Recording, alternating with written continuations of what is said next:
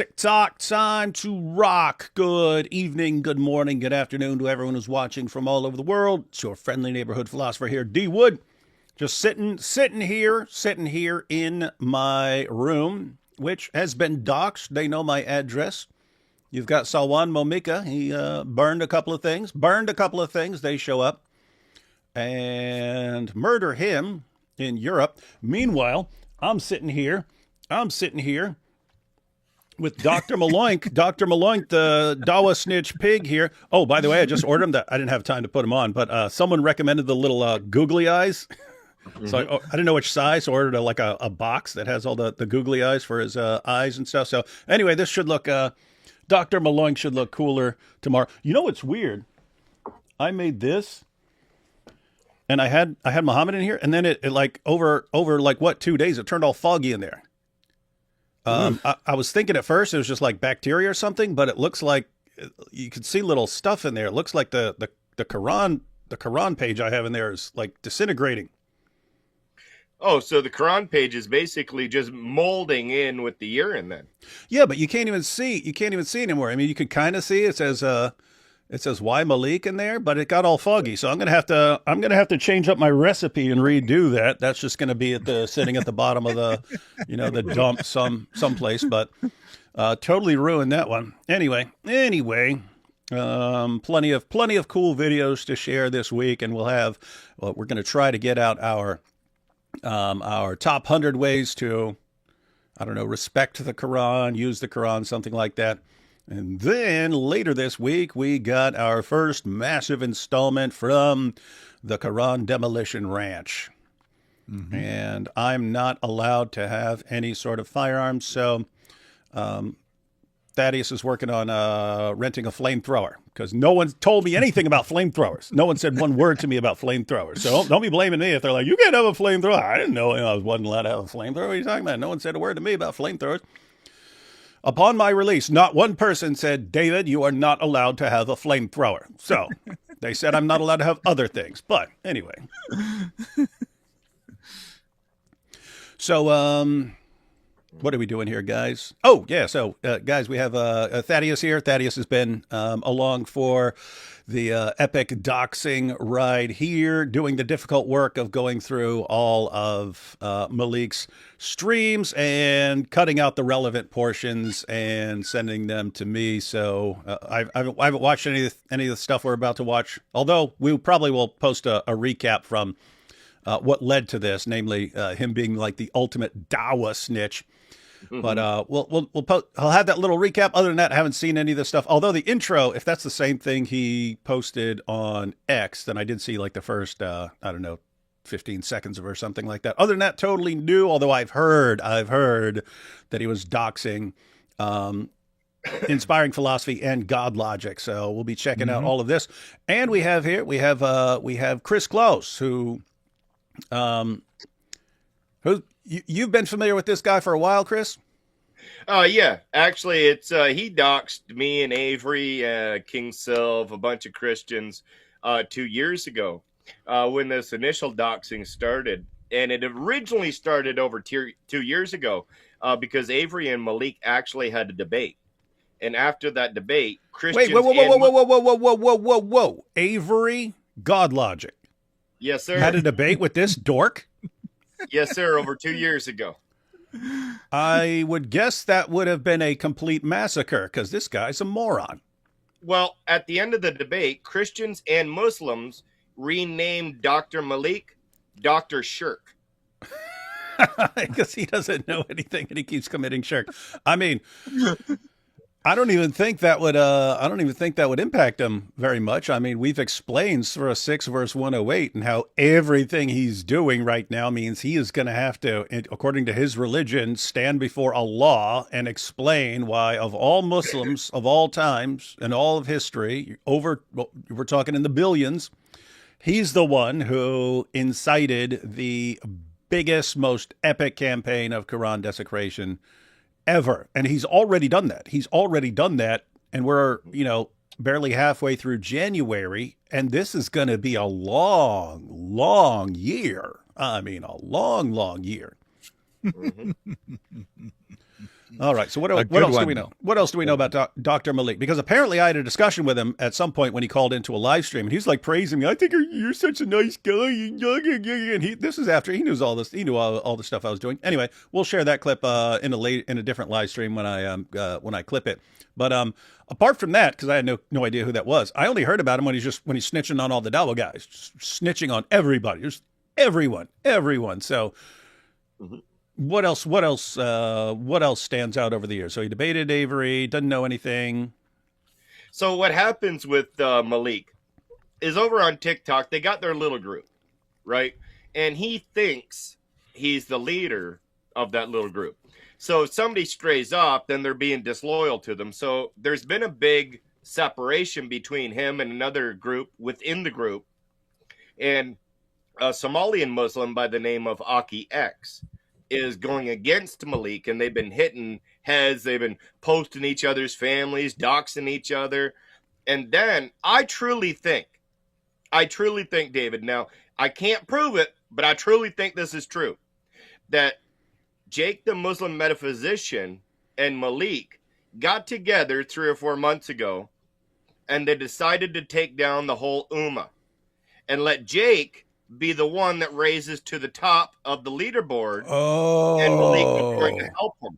Dude, that ties together perfectly. I thought you would see it. Did everyone just catch that? Because I mean, Thaddeus and I were going through clips where, and on some other shows where everything tied together. In that. The discussion with Jake, so he had a discussion with Jake right before he let all this stuff out there. And he's having a discussion with Jake, and he's saying, oh, but the Warner's so great. The Warner's my buddy and stuff like that. And Jake's saying none of these guys are any good. None of these guys. They're bad. Sneeko, he's destroying Islam. He's like, no, he's so popular. But I mean, look at the timing. Right when Malik trashes all the Dawa guys, and he's saying they're all doing that, except the guy who was telling him about what these guys are saying about him behind the scenes and so on. So Jake's the good guy. Jake's the only good one. Everyone else got thrown under the bus completely. They're all going around. Guys, these aren't our words. If this is, matter of fact, we'll play the clip here in a minute. But all these guys are going around, they're smashing hoes. They basically get funding for their Dawa trips. They take a couple of videos. Oh, look, we're handing out Qurans in the park. After that, they're hitting the clubs. They're heading back. They're heading back to the hotel. They're, in their words, smashing hoes, running trains on girls and stuff like that. And so just as Malik exposes all these guys, gives us all the ammunition to destroy them for the rest of their Dawa careers. Simultaneously, Jake jumps in there, and all these guys are actually heretics and apostates. Not because of their behavior, for their Akida and stuff like that. They're just all wrong. So they're all bad. So they're all morally reprehensible. We know that thanks to Malik. Jake doesn't bring that stuff up. They're all theologically apostate or heretical and stuff like that. And who's left standing? Jake, the Muslim metaphysician, as the only Dawa guy you can trust. Oh, that would be brilliant. I was thinking there's obviously some sort of collusion there. That's why I put Jake on the thumbnail there. Mm-hmm. Brilliant. That makes sense. And if you think about it too, David, what other Muslim outside of Malik has actually supported Malik's video in any way, shape, or form? That would be Jake the Muslim metaphysician by doing a live stream on it. But I don't see any other Muslims on YouTube taking him serious or anything else like that. Only Jake. Why? Interesting. That is the tag team right there. So we've got Jake, the Muslim metaphysician, working with Malik, the Dawa snitch, taking down all of Dawa before our eyes. Good way to start 2026, guys. Brilliant plan. Now, the only thing that they didn't plan on was us reacting to it, and then Malik attacking us the way he does, and then you getting involved. They never played that variable, right? Because if me, you, Logic, would have never got involved, and Malik would have did this, Jake would have did that, it would have still been Jake and Malik against the Dawa guys, right? Mm-hmm. They didn't consider what was going to happen.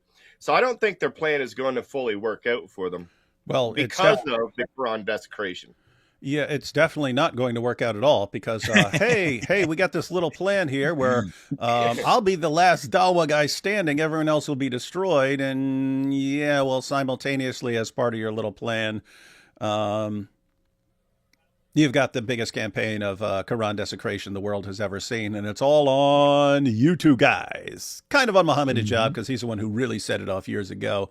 But this latest edition of it, and the by far the biggest, that's all Malik and Jake apparently. Smart guys. Smart. They had a brilliant plan. They're the best of planners. All right, so take these first couple of super chats real quick, and then we will watch the recap. What sort of put Malik on our radar when he started snitching on everyone. Have y'all called the police, or do we no trust them? Police, no, we had a police officer show up. Someone called the police when Malik doxed everyone, and someone called the police officer to come check on my wife while I was gone.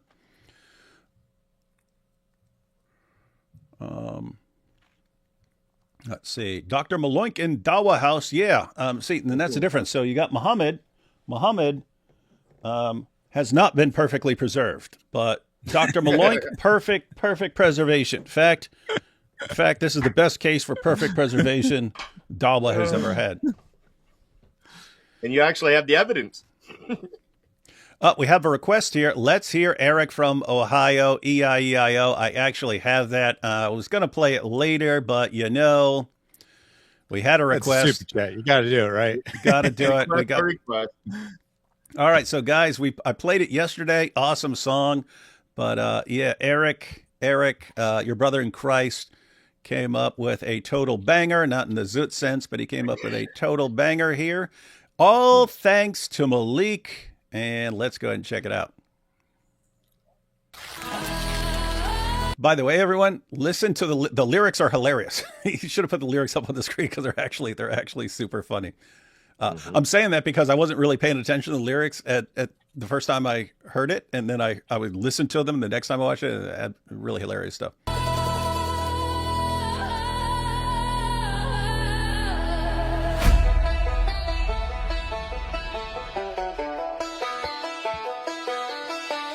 Eric from Ohio had a farm. E-I-E-I-O. Gets in your head, man. On that farm he had some pigs. E-I-E-I-O. With a sheep here and a goat there. Eric from Ohio had a farm. E-I-E-I-O.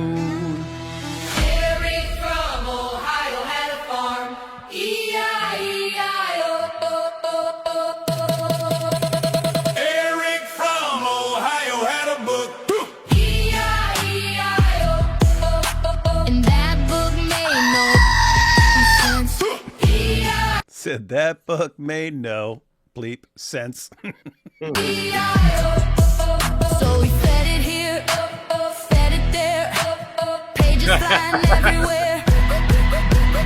Eric from Ohio had a farm. E-I-E-I-O. Sometimes he shoots it straight. Sometimes he shoots it straight. Sometimes He wipes his butt.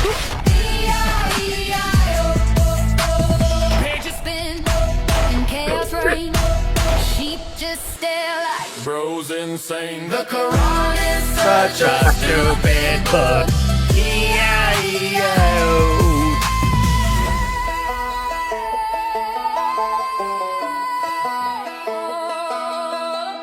Every day the book gets zooted. Zoot, zoot, zoot. Zoot, same book gets eaten. Zoot, zoot, zoot, zoot. It gets zooted here, zooted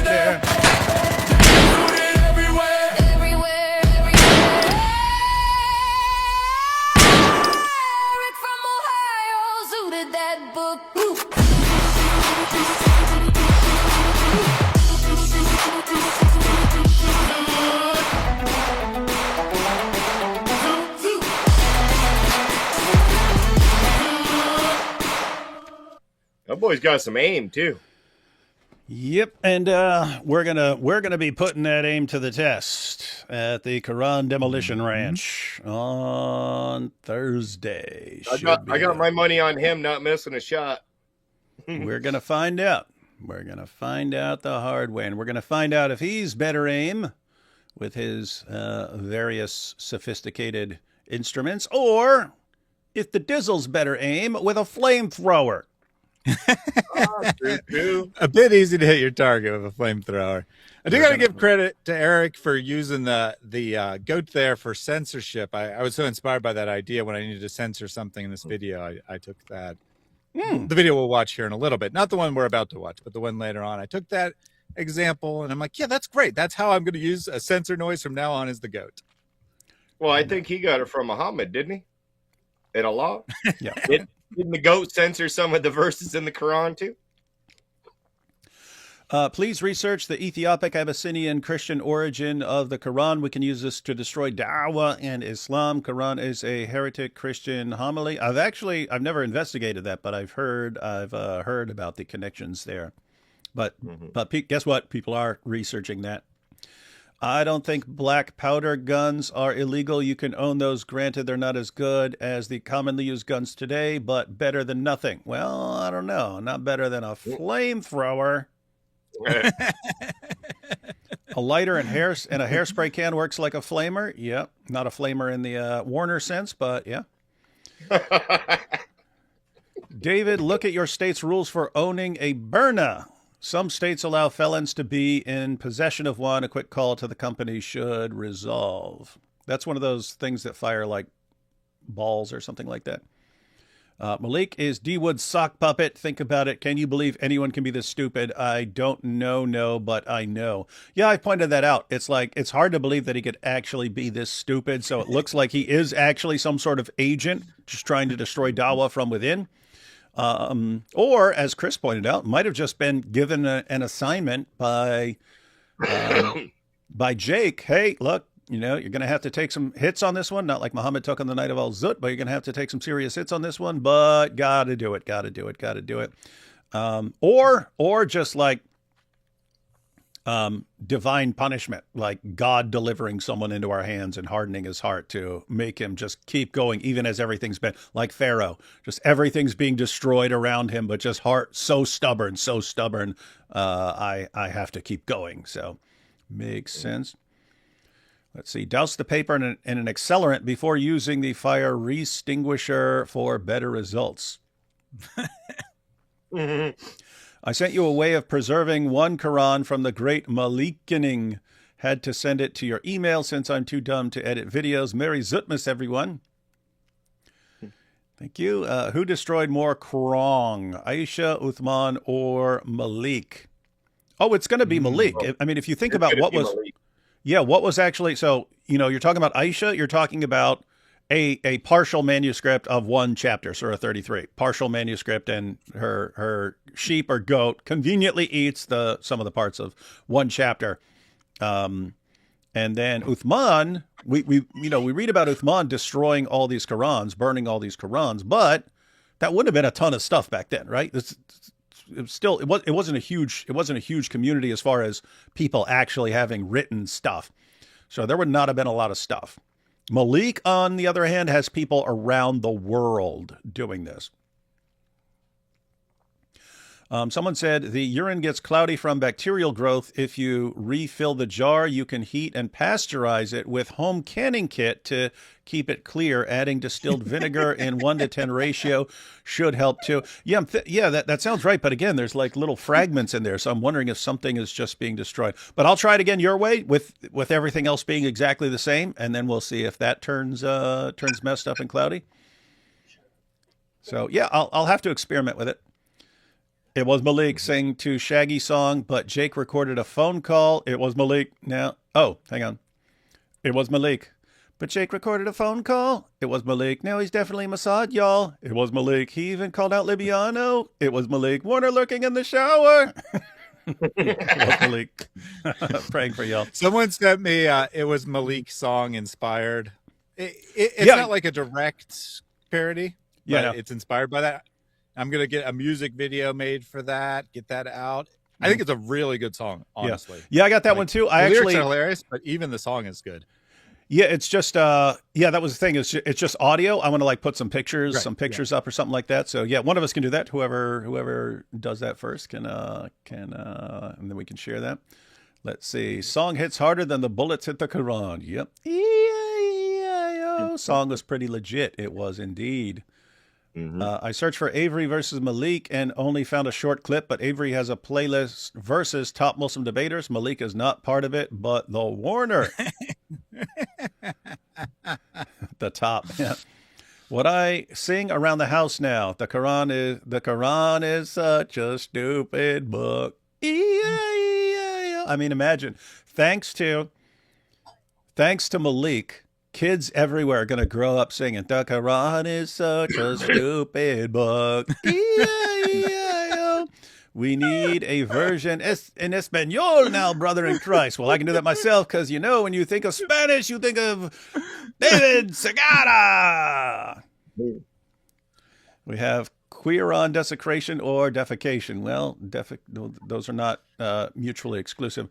You imitating Valentina, at least say stupid cube with your stupid cube and your stupid rock. 1, black powder is legally not considered a firearm. Lol. 2, see what is abrogated after 10 rounds fired. 3, you guys got 50 BMG in the lineup yet? What is that? What is that, Thaddeus? I assume it's 50 cal. Same idea. Why wouldn't he say 50 cal? I don't know. I think it's technically, I think the technical way to say it is BMG, but okay. I'm pretty sure that's what it is. I'm not an expert on firearms, but I seem to remember that from the past. I definitely not. I'm in David's boat. I'm not allowed to touch a gun until I'm 98 years old. I'm not ever allowed to touch a gun, no matter how old I get. I got 80 years. So nice. Not as long as you. Be careful of state laws. For example, in Ohio, flamethrowers require special permits and muzzle loaders are classified as firearms. Yeah, we're not going to be in Ohio, so God bless you guys. Thank you. Hey, David, I'm a Civil War reenactor, and Quran pages make great wadding. Just saying. Well, if you want to make a little video of that, yeah, holler at your boy. Holler at your boy. And I don't mean Malik. We'll holler at him for you. Jake and Malik sitting in a tree. Zutting. Classic. Factually accurate. Yeah, so all right, guys, let's go ahead and watch the there's a short version. There's like I have like an 18-minute version, then the whole thing was like an hour and a half just of Malik snitching on everybody and snitching and snitching and snitching. And just when you think, my goodness, this guy can't possibly snitch anymore, he snitches even more. And then he snitches and you're like, oh my goodness, there's somebody left out. Wrong. Muslim lantern. You think I'm leaving out the Muslim lantern? Wrong. Snitch. Yeah, yeah. So Chris, you've been aware of him for a longer time.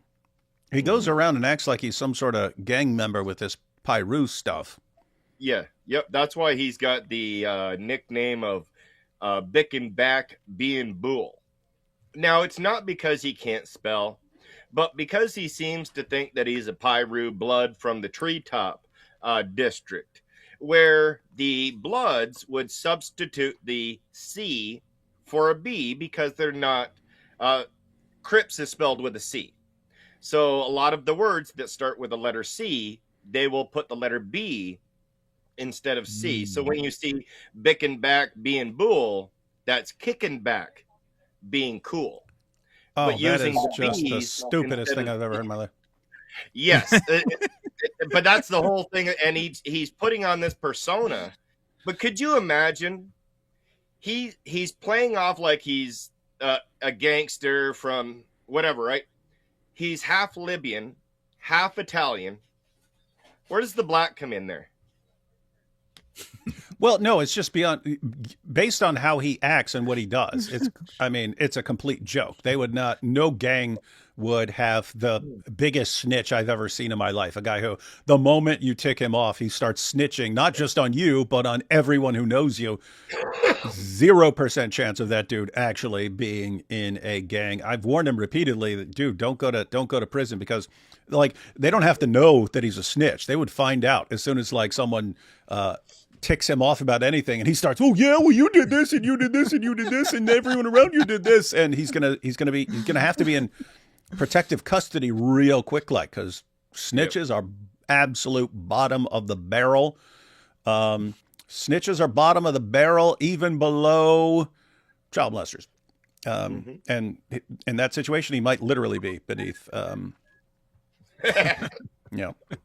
Would not go well for him. Anyway, guys. So, but I just have to say, is sitting around at a computer. What can I find out about your grandma? It's kind of like the least gangsta thing I can think of. That's what I was thinking too. He puts this "I'm a gangster" persona on all the time. He's this treetop Pyru blood, David, but yet he's going to take this girl to the cops. Is that something that a gang member would have done? I mean, I hope he does, because that would be hilarious. And then all of a sudden you're dealing with a felony there. So, well, and he actually said he's already did it. So on my last live stream, and I'm going to say it this time too, bring the evidence, Malik. If you're truthful and your Muslims down there believe you that you actually went and you did this at the police station, we want to see the evidence in the next 24 hours. If you don't show it, you don't have it, and you lied, just like we said you did. Yeah, that's he got that from his other Dawa buddy and another compulsive liar. He stole that right from Sheikh Uthman's playbook when Sheikh Uthman said, "I'm a victim of a hate crime, an Islamophobic hate crime." Super gangsta there, super gangsta, making up a fake hate crime against yourself. Yeah, just like super gangsta Jussie Smollett. But anyway, Sheikh Uthman copies Jussie Smollett, but he doesn't just fake the hate crime. He also says that that this, there's a police report and the weapon was in it, and there was the guy's DNA was on the weapon, and they tracked the guy down, and he went to court and he pleaded guilty and he's locked up and all this. Police, courts, no one has any record of any of this happening. And when he was called on this, he just sits there and he just has a random piece of paper. "What are you talking about? I got the police report right here. It's right here. Look, it's right here. Look, I got the police report right here. Oh yeah, it's right here, guys. I got the police report. What? I got it right here. I got the police report. Yeah. So all you fools out there who think I don't have the police report, I got the police report. Yeah. You know who doesn't have the police report, Sheikh Uthman?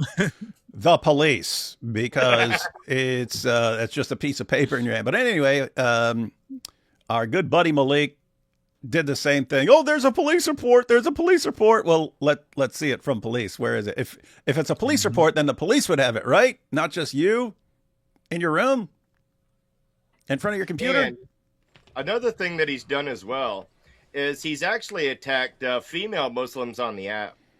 This one lady goes by the name of Tina on the app. She's a Muslim, and he claims that he sent her $1,000. And then he tried to bring the evidence of it.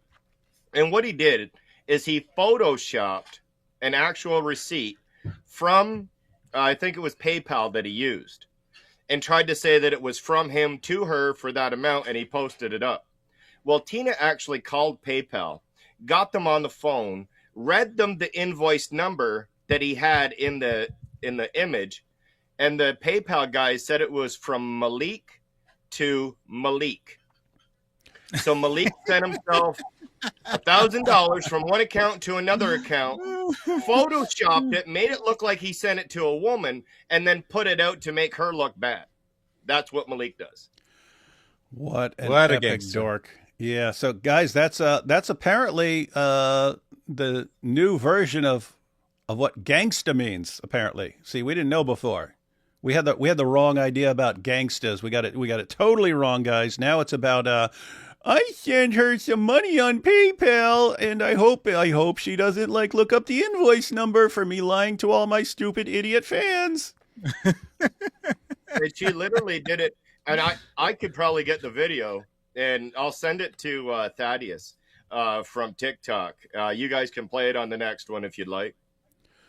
Oh yeah, we That'd might. be pretty funny. Yeah, we might want to check that out. Definitely Okay. tons of. Tons of funny stuff. Can I clear some air too before we continue? Because everybody's like, "Oh my God, Chris can't touch a gun for 80 years. What did he do?" Well, I'm a Canadian, y'all. So in Canada, if you have an assault charge, they give you 10 years of a weapons ban, no matter what type of assault charge you've got. And I have 8 assaults, 5 causing bodily harm. So come see me, Malik. All right, let's go ahead and check out the.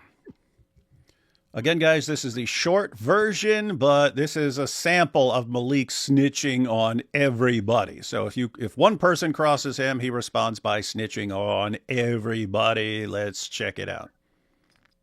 Warner was one of the good ones? Yeah, that's what you think. A lot of these guys give dawah and try to show themselves up as fake people, and I ain't with all that. And especially if you want to cross me, this is really what happened. He called Jake and told Jake, Malik is an undercover Yahudi. Notice who's involved? Jake. Jake and Malik. Interesting little tag team here. He's an undercover Mossad agent. Triangle. Warner, he denied it. He said, I never called him that. And we know the Warner's into dudes here, and who's he with? Sheikh Uthman right beside him. Mm-hmm. Jake said, guess what, Malik? I recorded it. Jake plays the whole phone call. What did he say? He called me an undercover agent. Chat, you want to see who Warner really is? I'm the wrong one, Warner. I'm the wrong I'll one. bring all the receipts and evidence. I'm the wrong one. Hey, I mean, think about this. He said I'm an undercover agent. I have to say, if you're an undercover Mossad agent, I don't know what they paid you. It was worth every penny and well more. But I have to say, if you were an agent who was sent to destroy Islam from within, you could not possibly have done a better job. There's nothing you could do to do a better job. So all the evidence actually lines up pretty well. But the other possibility is you're just insanely stupid. Warner is probably the fakest of them all. Like between Libiano, Central, all them, Warner in terms of the Islamic stuff, fakest of them all. You're the one who literally said in front of me and other people that you would take it up the butt as long as it got you into the game to where you could make an influence. Wallahi said that in front of people. Wallahi, he said he will Why take was it he up the telling butt. Malik that? I mean, did he think that Malik would be like, okay, Yeah. right here, right now, buddy? Yeah, can you imagine the Warner? Hey, Malik. Hey, just so you know, man, if you can get me in, I'll take it up the butt. You can get me to the Illuminati because, you were a rapper. You were a rapper. Worst rapper of all time. But, hey, if you can get me, I'm ready, man. I'll take it up the butt, just so you know. And even if I don't get in, I don't mind. I'll still take it up the butt. What is this, man?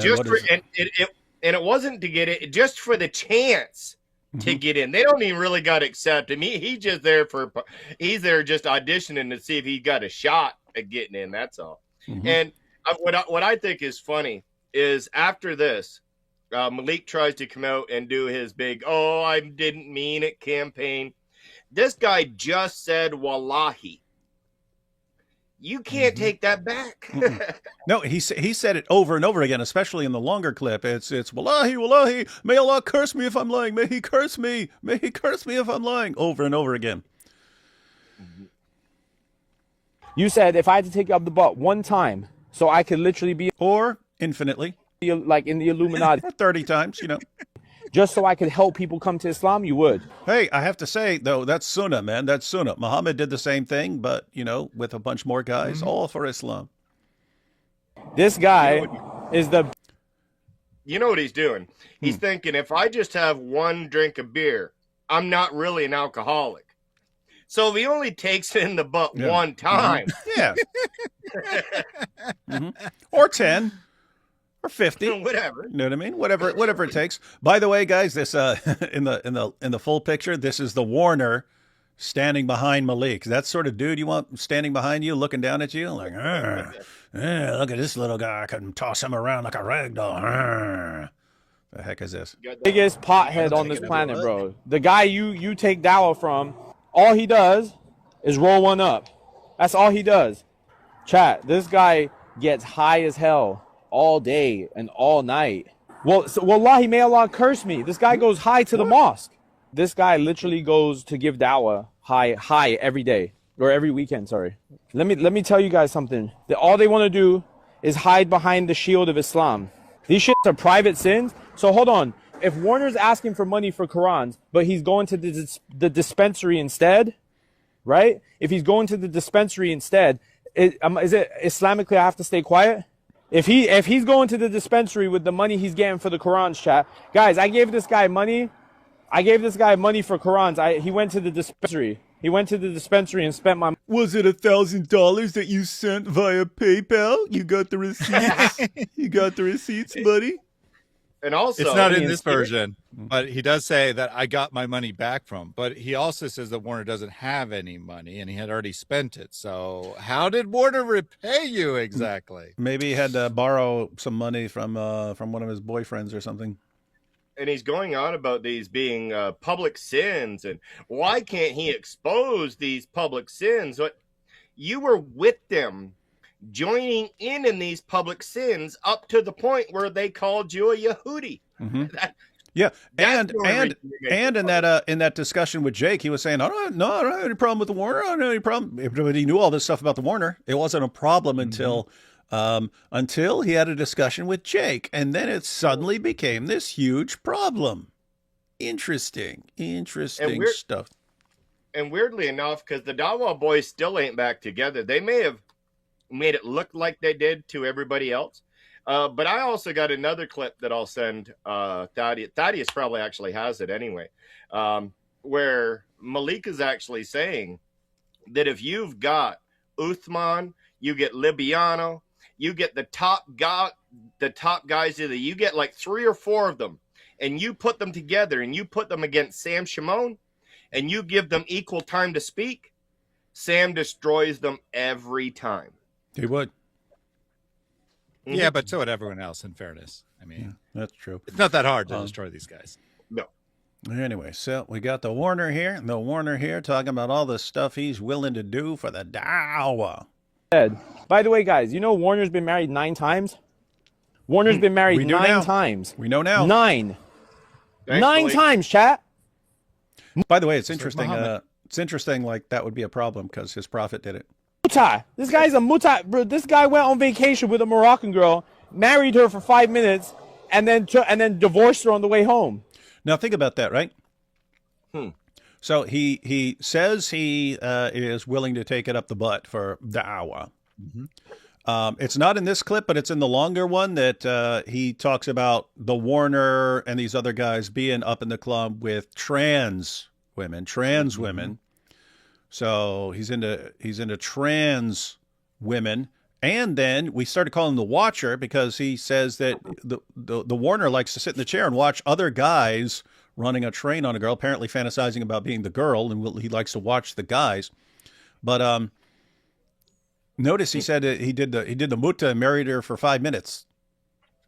So apparently that stuff is like just for show. Like, hey guys, I'm a real man. Look, okay, I'm done. Get out of here, lady. Hey, anyone need me to take it up the butt for anything? If it was like somebody just put in the chat, 9 women equals 45 minutes for the Warner right there.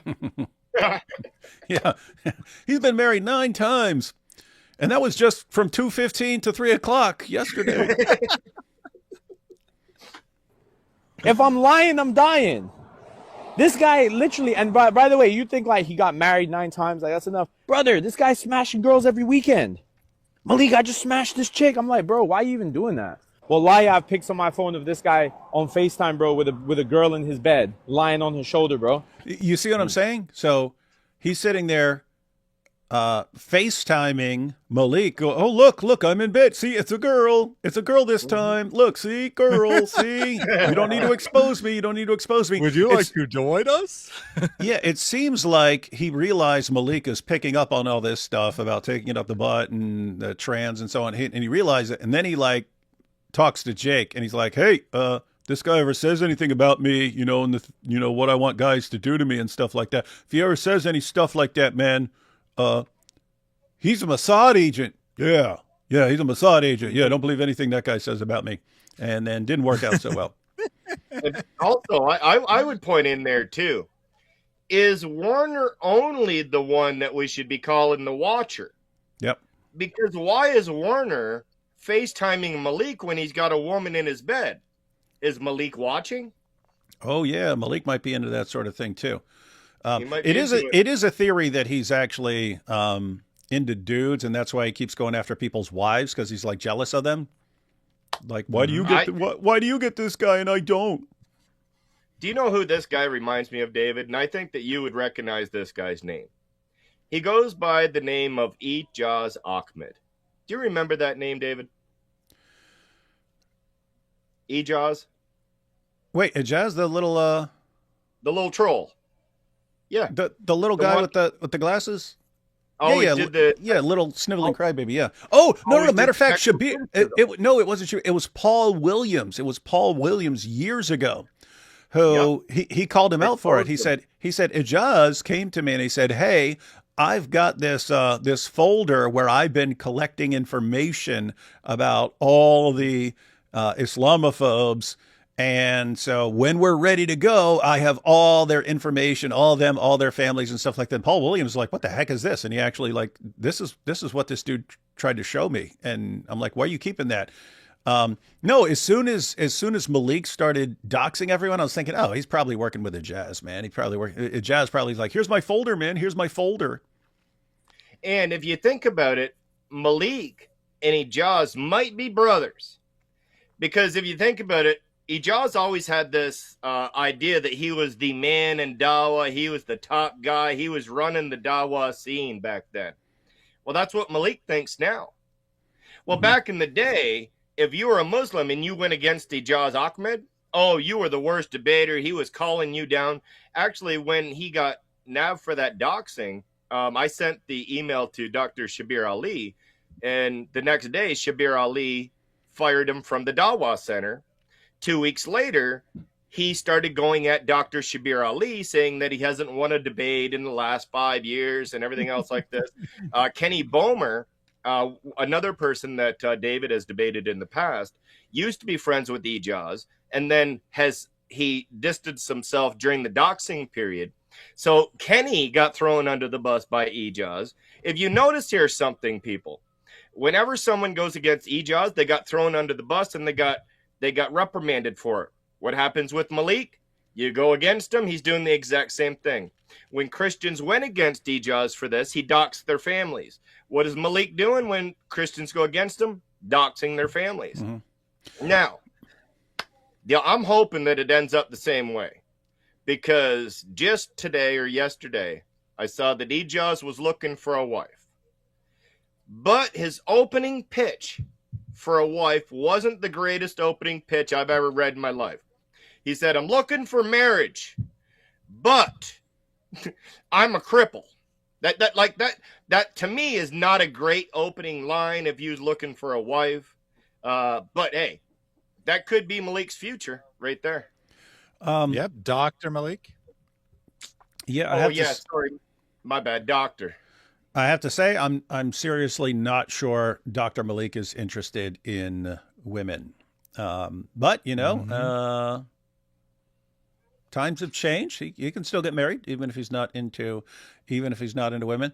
But I mean, think about this with Ijaz and Dr. Malik here. They share something in common in that it's kind of a feature among Dawa guys to be a narcissist. It's not all of them, it's a bunch of them. Like I'm talking if these guys went and sat down with a psychologist and the psychologist saw how these guys act and how they think and so on, you're talking narcissistic personality disorder. Narcissists are really good at getting attention for themselves and so on. So this works in Dawa. You come along, hey, I'm the hero who will save all your kids from leaving Islam and so on. And then they become the heroes. They get tons of attention and so on. So that actually works with people like Muhammad Hijab and Ali Dawa, Sheikh Uthman and so on, that they're narcissists who are actually good at getting attention to themselves. So if you cross them, they can kind of send their fans at you. They can send tons of fans at you. With Ijaz and Malik, they've just never become popular. And so that's like psychologically traumatic to a narcissist because you think you're super important, but you just have no evidence of that. And so you kind of react differently and you kind of turn into a whiny little pathetic, whatever these guys are. I mean, it's just pathetic. And so Ijaz, I didn't see it, but I heard about it. I heard after Jake gave him a C ranking Then he's like, well, I guess I'll just give up Dawa forever if you're gonna do it. Now, what do you want in that situation? You want people to come, no, you're a good Dawa guy. You're really good. You're better than a C, and so on. So it's just pathetic. He's like craving some sort of support and so on. And Malik is the same here. In Central Dawa over on TikTok did the exact same thing Ijaz did. Went on saying, oh, I might as well leave the Dawa scene. This might be a good time for me to transition to something else. Yeah, but another thing, don't tell that to the Warner. another thing I was going to say too is we see that Ijaz is out there looking for a wife, but he really needs a doctor and a nurse to look after him. And we know Malik likes guys. So Malik and Ijaz got together. And he's a nurse. There you go. Mm-hmm. Match made in Jenna there. Ijaz, you're welcome. You just heard from Chris Claus, the Dawa matchmaker. Set it up, guys.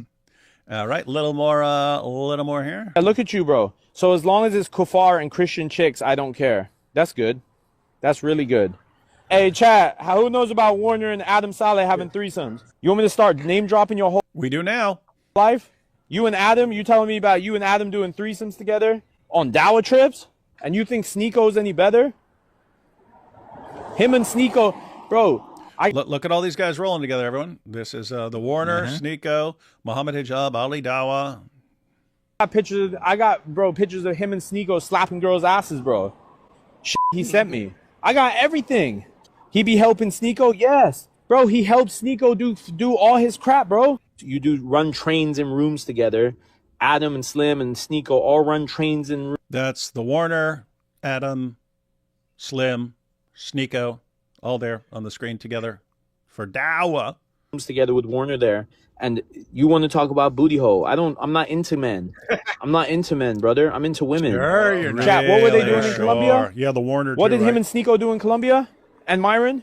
Guys, these guys were smashing birds in Colombia. Bro, wallahi, may Allah curse me if I'm lying. I got the receipt right here. He told me he was in Colombia with Myron, FaceTiming me. I saw him on FaceTime with Myron, what they were doing. How they had girls with bikinis in their house and they were licking on their you-know-what in front of people and taking videos. And he tried to lure Libiano into that life too. That's why Libiano now is acting like this too. What did Libiano do? What do you mean, what did Libiano do? What did he not do? Him and Warner, bro, these two together are the biggest disappointment of 2025. No, not Orthoduck lips, man. Even Orthoduck lips. We had such high hopes. Like, it's a new year, though. I could be at the top this year. Yep. Yeah. Let's see here. Y'all going to make Masad Malik's go into hiding by springtime? He won't be able to show his face after this Dawa embarrassment. No, I mean, I said that as soon as he posted his clip and people shared it with me, that he's going to war, he's gearing up for war, and he's got nothing to lose. And I'm thinking, you have your entire future ahead of you, and you are always, from this point on in your entire life, going to be remembered as the guy who, one, snitched on all the Dawa guys, and then started the biggest campaign of Quran desecration the world has ever seen. That's your legacy, dude. That's how you will be remembered forever. Like, how are you going to be public anymore after this, when this is what you're going to be remembered for? Rough stuff. Mm-hmm. There are multiple 50 cals, 50 AE, 50 BMG, 50 GI, etc. Well, that's what you say. BMG is the famous one. So I was correct. I just wasn't certain. The goat ate the verse about the return of Al-Zut, return of the Maktoon. The lyrics work. Mo turned his back on Al-Zut, pardon the pun. Maktoon. What pun? What Maktoon? I don't know. My leak keeping Warner in bed with girl screenshots is like Destiny keeping CP as, oh yeah, bad stuff, as evidence for the police. Also, we are to believe he didn't partake. Yeah, apparently. I don't know. I'm going to give Malik credit. I don't think he's smashing girls with the guys. He's just not all that Yeah. interested. Yeah, imagine, because he obviously doesn't have a problem with it. I mean, he says he does, but only after he gets mad. Before that, he said he didn't have a problem with what these guys are doing. And so he knows what they're doing. They're always sending him pictures of course, with the guys in the pictures. They're always sending him pictures, and he didn't have a problem with it until they, blew his cover as a Mossad agent. But he didn't have a problem with it, so he doesn't have a real moral objection to it, but he's saying he doesn't do any of that stuff. Okay. So you're just not into... You just like watching it? Yep. Hola, buenas noches, ¿cómo está? Bien, bien. You can build bridges for a living, but take it in the butt once and you're a fig for life. Don't tell the Warner that. No. He had his 5-minute muta marriage, so you got to remember, it's not gay unless you're holding hands. Hey, David, Randall Rouser posted a video called Why Do Christian Apologists Hate Islam? Maybe you, AP, and or IP could respond. Randall Rouser? Who's that? No, I know who it is, but like... I don't. No, he's like this whiny, like far leftist Christian dork who... He's another one who like thinks he should be important and never is, and so he lashes out in every direction. When... Because I wasn't paying any attention to him. One time I posted, it was during the Black Lives Matter thing, and it was about a bunch of Christians being massacred and so on. I go, hey, why is no one complaining about these black lives being killed? And then he responds and he goes, and now no one ever will, because the way you put that, no one's ever going to care about them again. He just goes on this tirade about how I just ensured that no one will ever care about Nigerian Christians being killed and stuff. And I'm like, you dork, man, weird people, man. Child. Malik is just jealous that the Warner chose other guys and was hurt. He said he was an agent, like finding out he, side piece. Yeah. He That's what it was. Was hurt. Broke back Dawa at its finest. That's what it is. I always feel like the Warner's watching me. And I have no privacy.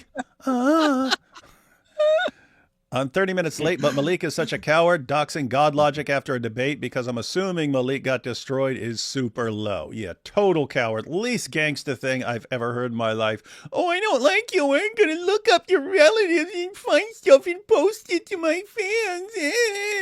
Oh, gosh. Sup, gang? Christ is king. And after that debate that he had with Avery, that was his last debate ever. He's never been able to have a debate after that. Avery made him retire. Yep. And the watcher just wants to be like Mo. Yeah, that's what it definitely sounds like. All right, Thaddeus. All right. There's this short clip that's an intro. You muted most of it, you said, because of music.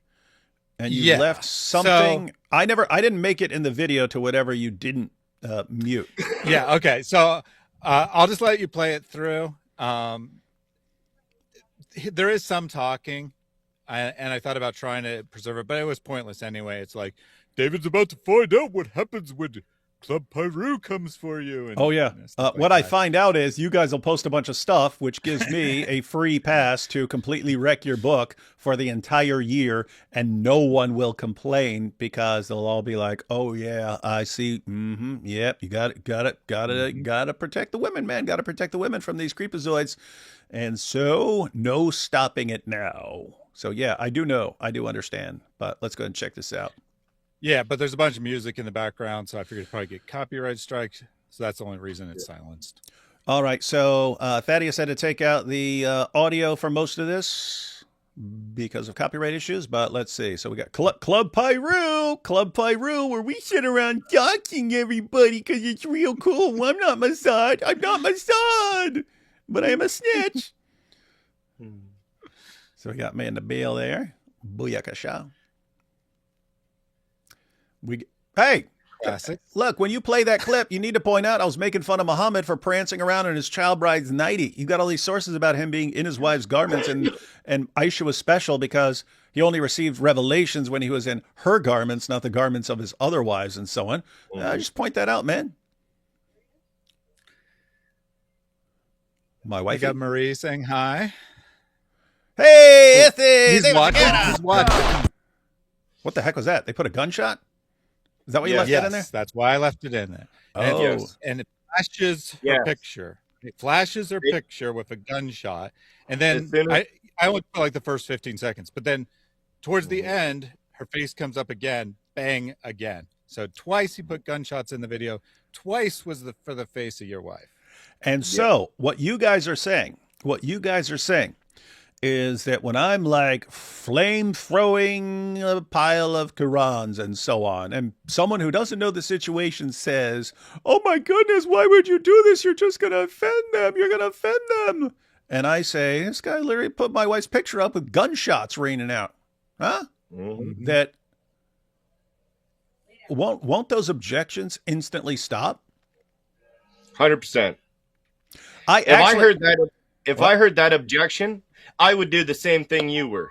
Yeah. Yeah, and Chris, I've already pointed out in a previous stream. My oldest son, well, none of my sons have ever been like interested in going after Islam and stuff. Just completely different interests in life and so on. They've never had any objections to me doing it, but it's just okay. That's what my dad does and stuff like that. Not interested.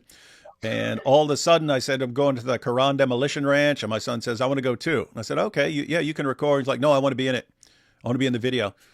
I'm like, what? It's kind of a big step, man. You're still pretty young. He goes, yeah, I've never been interested in any of the stuff you do. But now that they went after mom, yep, he's all in. And guess what?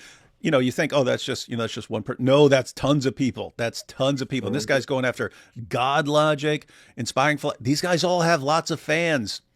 Some of them don't know how evil this ideology is. And they think you respond to it just like you respond to like, atheism or something else, some other ideology. And so they don't realize how absolutely sick and evil it is. And all of a sudden they see it for the wait, you're doing what? You're trying to get IP killed? Mm-hmm. You're trying to get GodLogic? What? Mm-hmm. This is what you guys do? Seriously? This guy, what, just for having discussions with you? Are you kidding me? Mm-hmm. And that increases their hostility towards the ideology, which when I then come along and I'm torching things, they're cheering. That's right. That's what you do to this stuff. I mean, just think about how this sort of thing has changed, like completely changed over the past 15, 20 years. 15, 20, like just me criticizing Islam was crossing a line for lots of Christians. Don't ever criticize Muhammad. Don't ever criticize the Quran. You're just going to drive Muslims away. You'll hurt their feelings and they'll never listen to you again. You're destroying evangelism if you criticize Islam.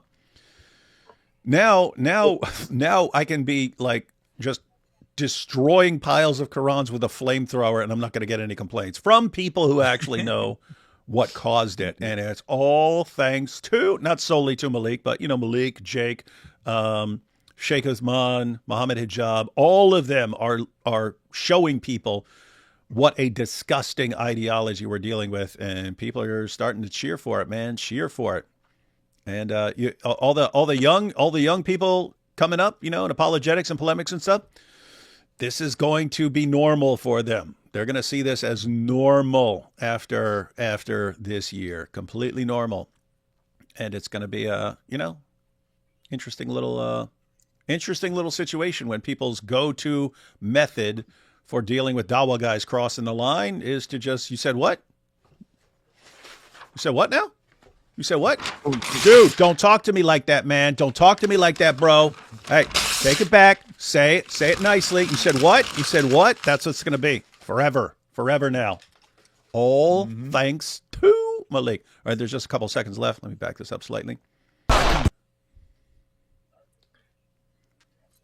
Yeah, so just put a bunch of news articles about, Islam being the fastest growing religion because they have a lot of babies. Because we have a and he doesn't realize the birth rates. They do have the highest birth rates. That's the main. That's the cause of the growth of Islam. Birth rates are declining. Apostasy rates accelerating. Do the math. That's why they're panicking. Not something to brag about, dude. And then right there at the end, he put up the fundraiser for Jai and Daughter of Christ and said, "You're going to get scammed if you donate to this. I'm an expert at scams. Believe me, I've been a part of many of them." Oh yeah, that's actually true. But I thought it was relevant because you could just, promote it since he wants it promoted. I would like to say thank you so much to Malik for advertising that as well on X on behalf of Jay and DOC and everybody else as well. They've actually reached their goal plus more within 24 hours. So I want to thank you, Malik, for your presenting and your promoting of the GoFundMe to help get them over the actual the goal that they were going for. Thanks, man. Oh yeah, I mean, these guys plan, I plan, but I'm the best of planners. So I don't always blab them, but I really don't care at this point. How this week is going to go, guys? How this week is going to go? So anytime Malik goes live, we'll be able to hold people's interest and have a live stream on it and discuss that sort of thing, discuss his latest antics and who he's doxing. We want to keep that going. We're launching the Quran Demolition Ranch channel, so that will be fun. But Quran Demolition Ranch channel, and that will have the videos, and we'll of course have our 100 ways to, whatever we want to title it, respect the Quran or use the Quran or something like that. So that'll be up. And then we got the Quran Demolition Ranch, right? And so Malik is going to be losing his mind this entire time, doxing more and more people, doxing everyone. After that, after we get the Quran Demolition Ranch out there, going to change up a little bit. And then everyone who's been doxed will end up doing what AP did when they threatened to kill him. And it's, hey, we all need to upgrade our security and things like that for these guys coming at us. And guess what? IP's fan. I mean, I don't know if IP and GodLogic and stuff are going to do it. I'm going to strongly recommend they do what AP did. Hey, I am being threatened by these guys. They're doxing me. They're doxing my families and so on. Thaddeus, you too. Everyone, matter of fact, everyone here, you guys too. Yep. You guys have all been doxed by this guy.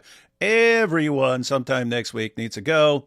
I've looked into security stuff, and here's what these things are going to cost. Need to upgrade all my security, and guess what? Malik will have funded that. Malik will have funded everyone's security upgrades, and we'll have to thank him for that because we'll all be a lot safer. And so Malik is going to be responsible for getting everyone piles of money. Dawa guys love that. They love funding our entire all our work. Hey, you're quiet. Who are you talking to, Thaddeus? Why are you over there muted, Thaddeus? Yeah, you're like this, Thaddeus. It says guest has muted themselves. Don't be blaming me. Yeah. Like, I can talk. I can hear David. Uh-oh. We can talk. Why is Thaddeus muted? And now he's unmuted. Now it says you muted yourself. Hey, what did you do, man? It's the Jinn. I don't know why he's still talking when no one can hear him. Okay, there we go. It's the Shaitan. Started off with too much cargo, so we got rid of Benedict Arnold.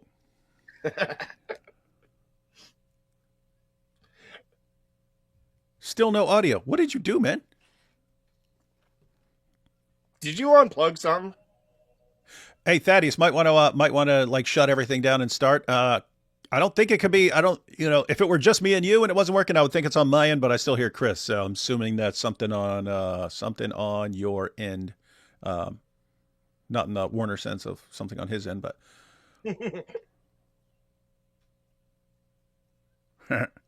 All right. Hey, since Thaddeus is going to have to restart, we'll go ahead and take a quick peek here.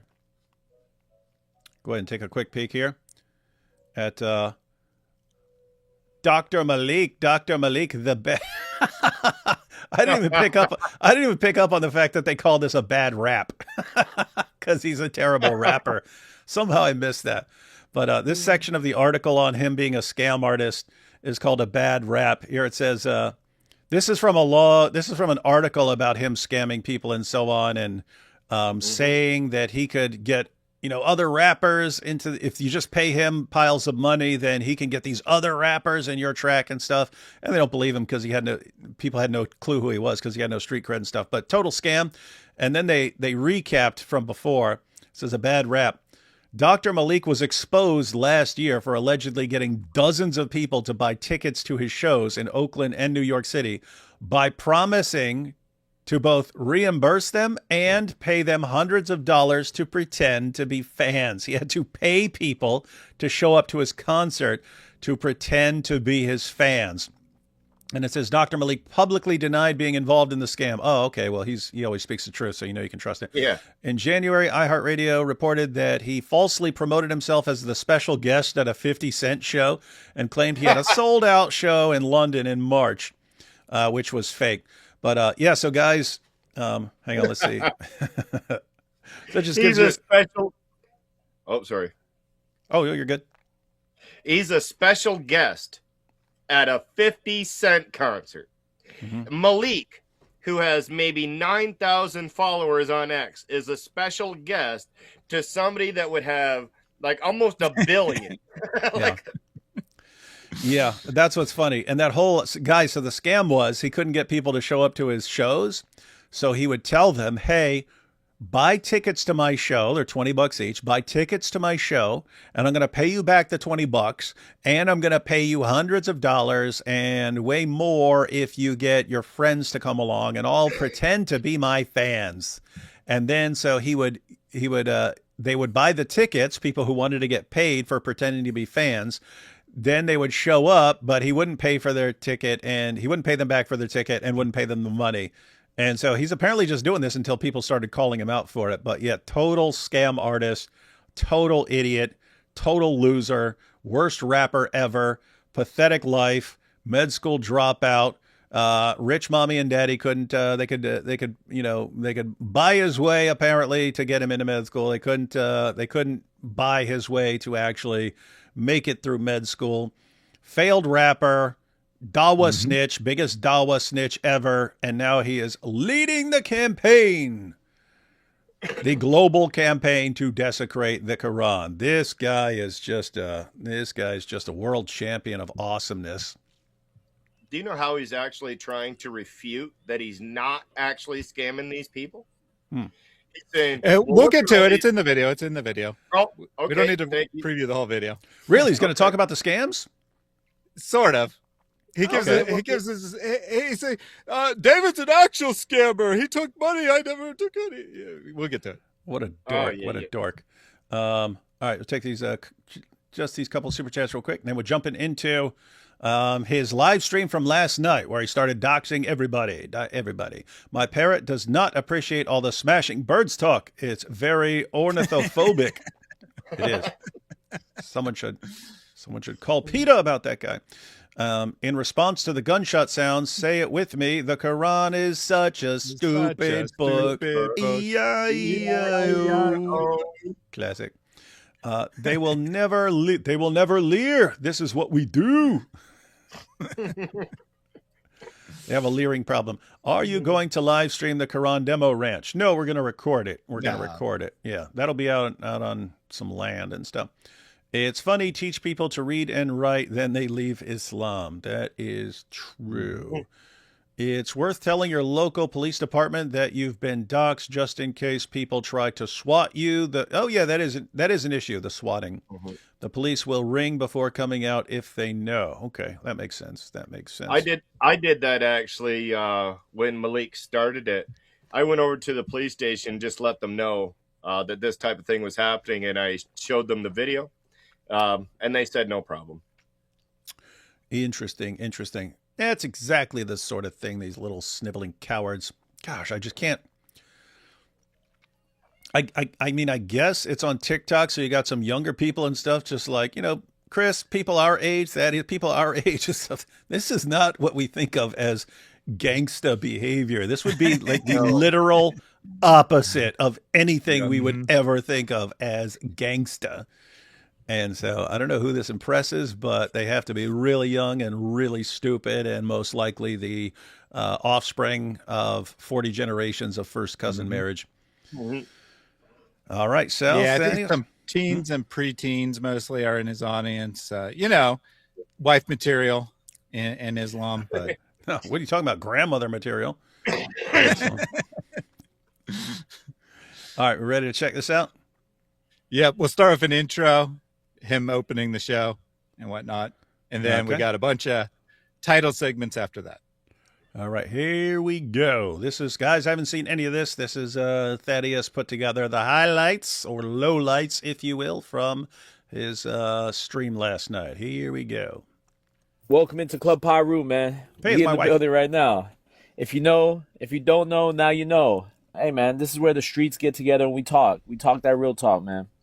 We don't package things in certain ways for the public. Now we just give it real, and we give it how it's really, Hey, it's don't supposed be, to be. hey, dude, don't be talking about I've giving just it been real getting after you talk about repeat the after Warner stuff. repeat on lives. Repeat after that was- repeat. Yeah. So that's What's us. that? What? That's us. We just give repeat after repeat, even though we're covering his stuff, his new stuff. We have not repeated anything. Well, other than like that intro clip about how this started. Oh yeah, I'm going to We don't report. I'm going to repeat that forever because this entire thing was when he started this. Keep in mind, guys, when he after he snitched on everyone, snitched on the Warner, snitched on Sneeko, snitched on Adam Soleil, snitched on Slim, snitched on Muslim Lantern, snitched on Libiano, snitched on everybody. It's after he snitches on everybody. We just play his stuff and cheer him on as he's exposing all these guys. He didn't like that because he thought this was just like a little private matter he'd finish and then it gets deleted, and then no one's going to know about this, and he didn't realize people were recording it. And so it all got out there. He didn't like the idea that we were using it and laughing at it, so he tried to stop it. He tried to stop it, and he sent a warning shot, and it's, I'm going to post pictures of GodLogic's wife.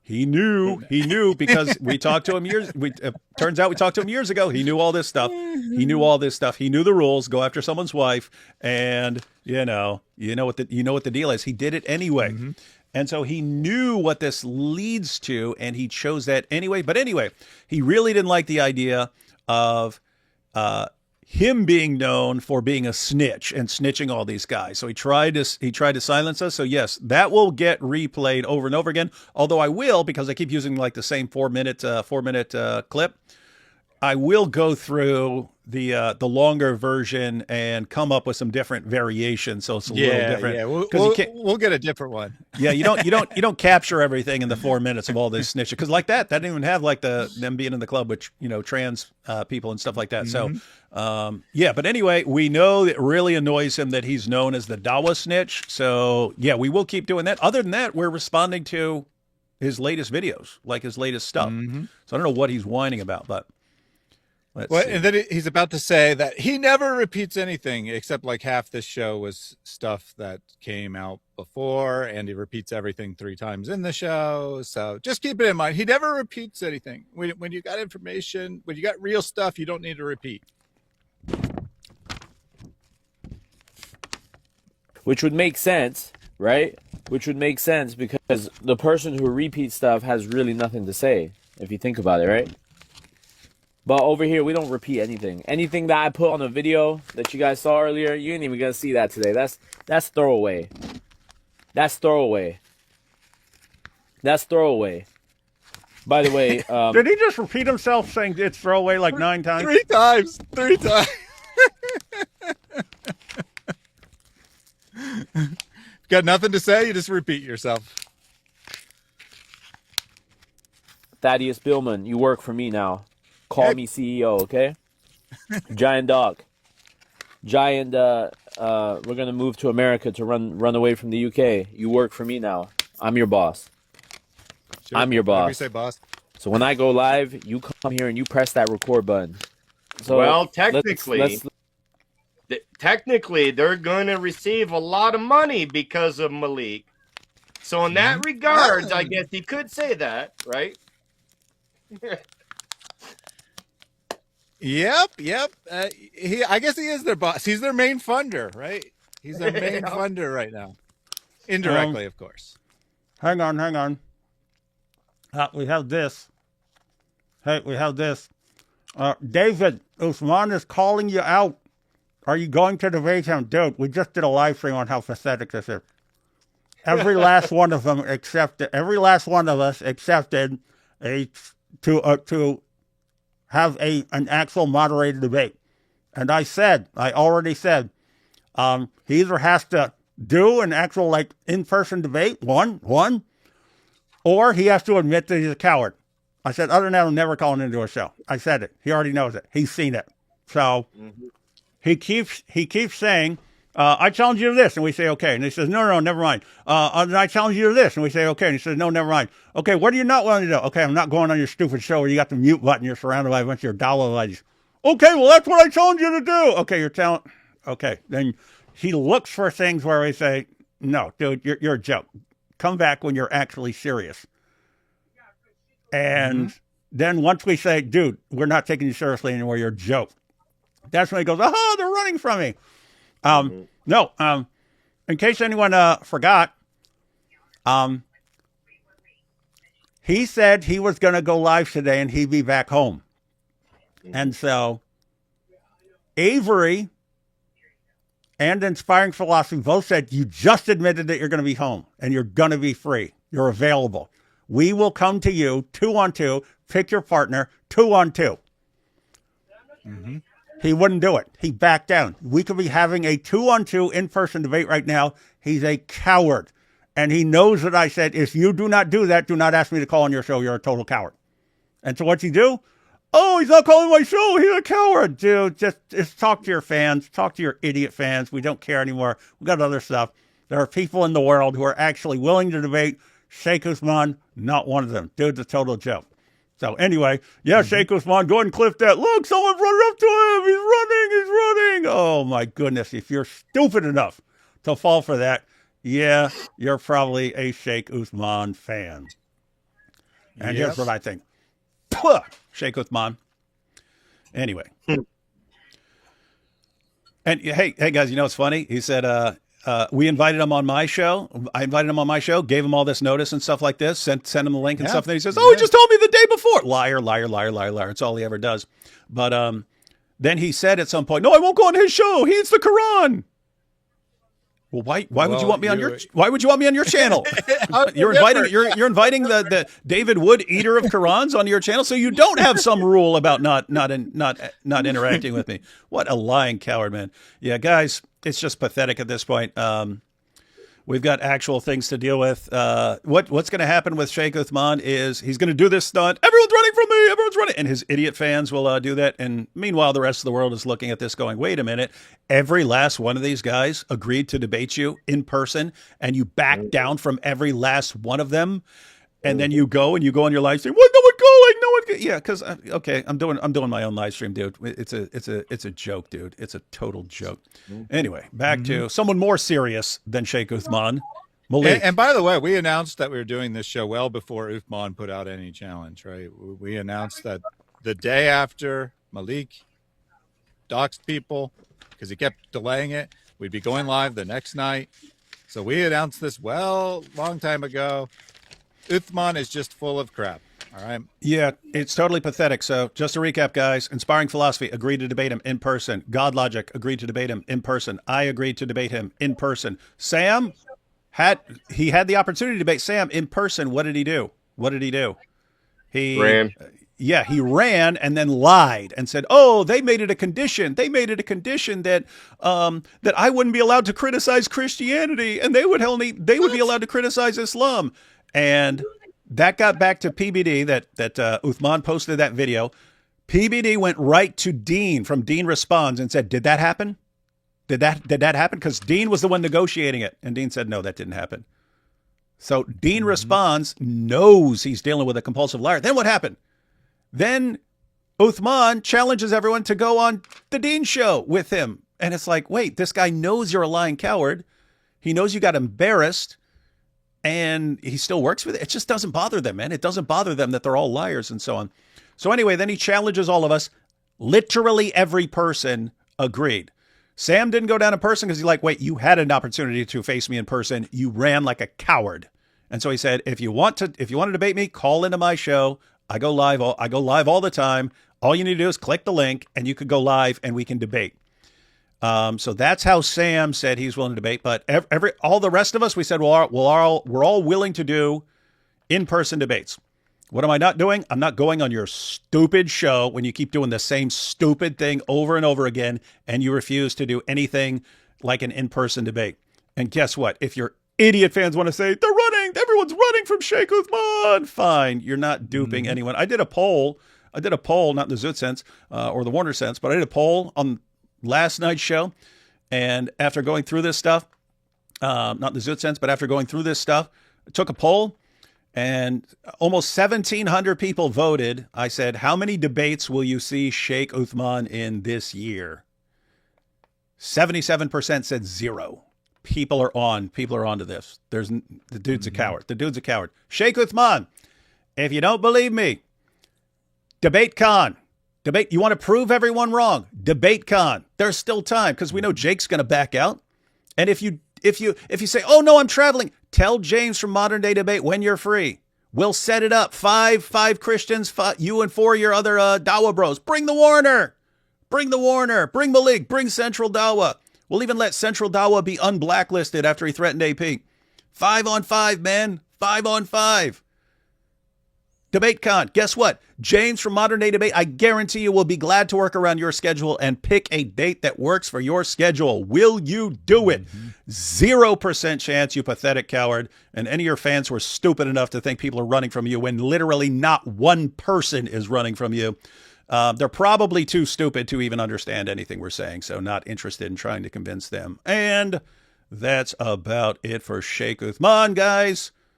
Total loser, total coward, pretending, thumping his chest because he knows he has really, really stupid fans. You're talking Sheikh Ibn Ketchup after he faked a hate crime, Sheikh Ibn Smollett because of that fake hate crime, Sheikh Ibn Zina because his Dawa buddy sent his wife to him for marital counseling. Sheikh Uthman banged her, took her for himself. You're talking Sheikh Ibn Chokin because one of his other wives had to file a restraining order because he's one of these guys who has to be choking her during sex and stuff and he can't get aroused. This most like total pathetic loser. Junior has vastly more courage than this guy. And you guys are running around saying, oh, everyone's running from him. Not one person is running from this coward. Sheikh Uthman, prove me wrong. Debate Con. Let's do it. You won't. You want your security blanket of being on your channel, controlling the mute button with a bunch of your idiot fellow Dawa guys as your security blanket. It's pathetic. Totally pathetic. Get a life. You don't if you don't want to debate, if you're scared to debate, you don't have to debate. There's no rule that says you have to debate. Just why do you pretend like you're trying to debate and everyone else is running from you? It's the most pathetic thing I've ever seen, except for the guy that we're watching right now. Now let's get back to him. Let's get the party started, okay? So, as you guys know, Diddy Wood has made the grave mistake that many have made that came before him of trying to go head to head with West Side Baby.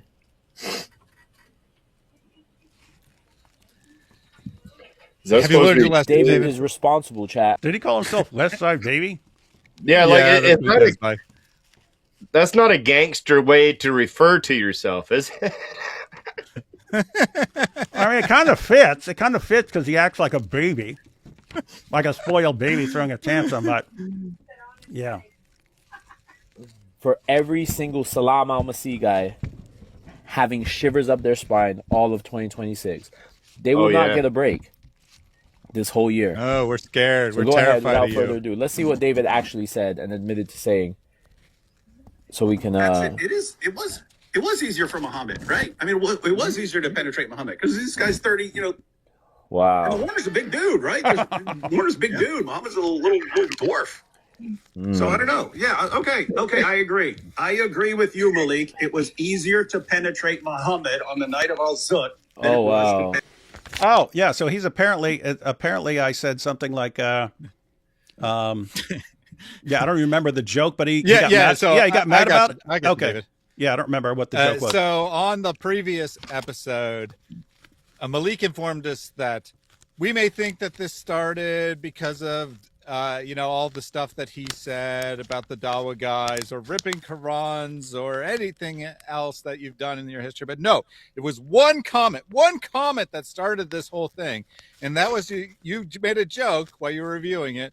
Was it easier to penetrate Warner than to penetrate Muhammad on the night of Al-Zut? he's like, that's not fair. That's such a bad comment to make. Apparently meaning that Muhammad was easy to penetrate. So on our previous episode, you said, fine, I agree, Malik. Muhammad was easier to penetrate. It was compromised. You're like, okay, Malik, you're right. I take it back. I'm over here building bridges, and he gets mad. I'm sitting here building bridges, guys, and he gets throws a tantrum like a baby. I even put my Mexican gear on because he exposed me. What side, baby? What side, baby? Wow. West side dork. Penetrate the Warner. So You stop win. right there. All right. Okay, flip stop that, right, and stop then- right there. And then Stop you right stop there. fighting. So chat. So what did we say, chat? Was this Malik just posting Logic's wife on the screen because Malik had nothing better to do, or was this a filthy, blaspheming animal such as Diddy Wood, who raped a 13-year-old, and we're gonna get into all that, who admitted that he It is weird. It is weird that they call it grape because that means Muhammad's a rapist. Because the only basis you can have for saying it is just a 13-year-old cannot consent. Well, then a 9-year-old cannot consent, and Muhammad's a rapist. So there you go.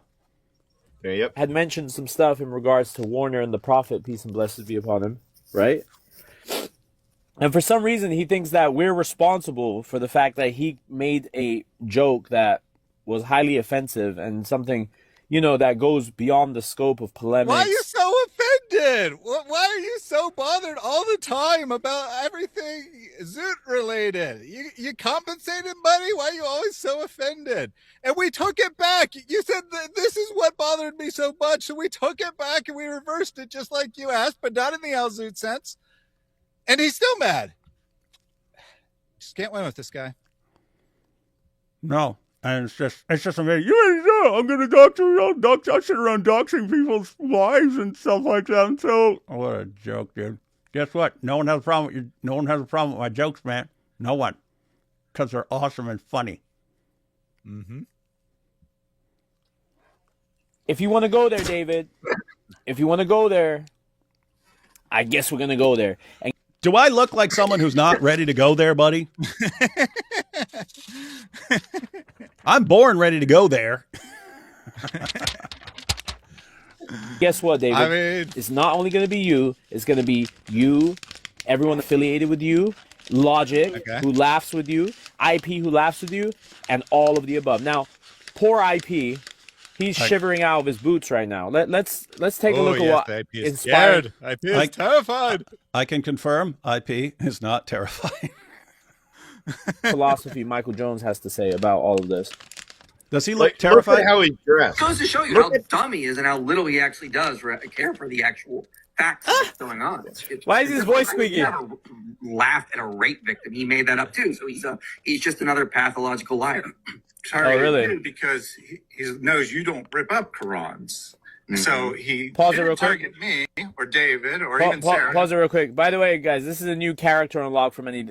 By the way, that's the Quran that he has on his hat, on his sombrero. If you didn't know, This is so the Quran these are too. the filthy Christians that he rolls with. This is So Quran too. IP, you don't rape with your voice going up or laugh at rape victims, but what you do is you sit with people who rip the Quran, great people, and then expect us not to do anything. Why was IP sitting with us, David? Why was IP sitting with us on that stream? Was it just for no reason? Wasn't it because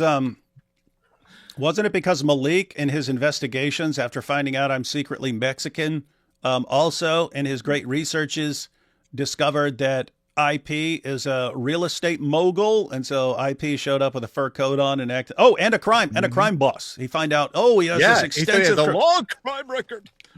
So apparently, that's how dumb this guy is. Apparently he goes and searches and does searches and Mike Jones, and he searches for Mike Jones and finds a bunch of crimes. Oh my goodness, Mike Jones is this crime kingpin, and so he's going to expose them all that. So Mike rolled with it, showed up, totally pimped out, and oddly enough didn't seem terrified. So getting them all fired here is going to get us all fired.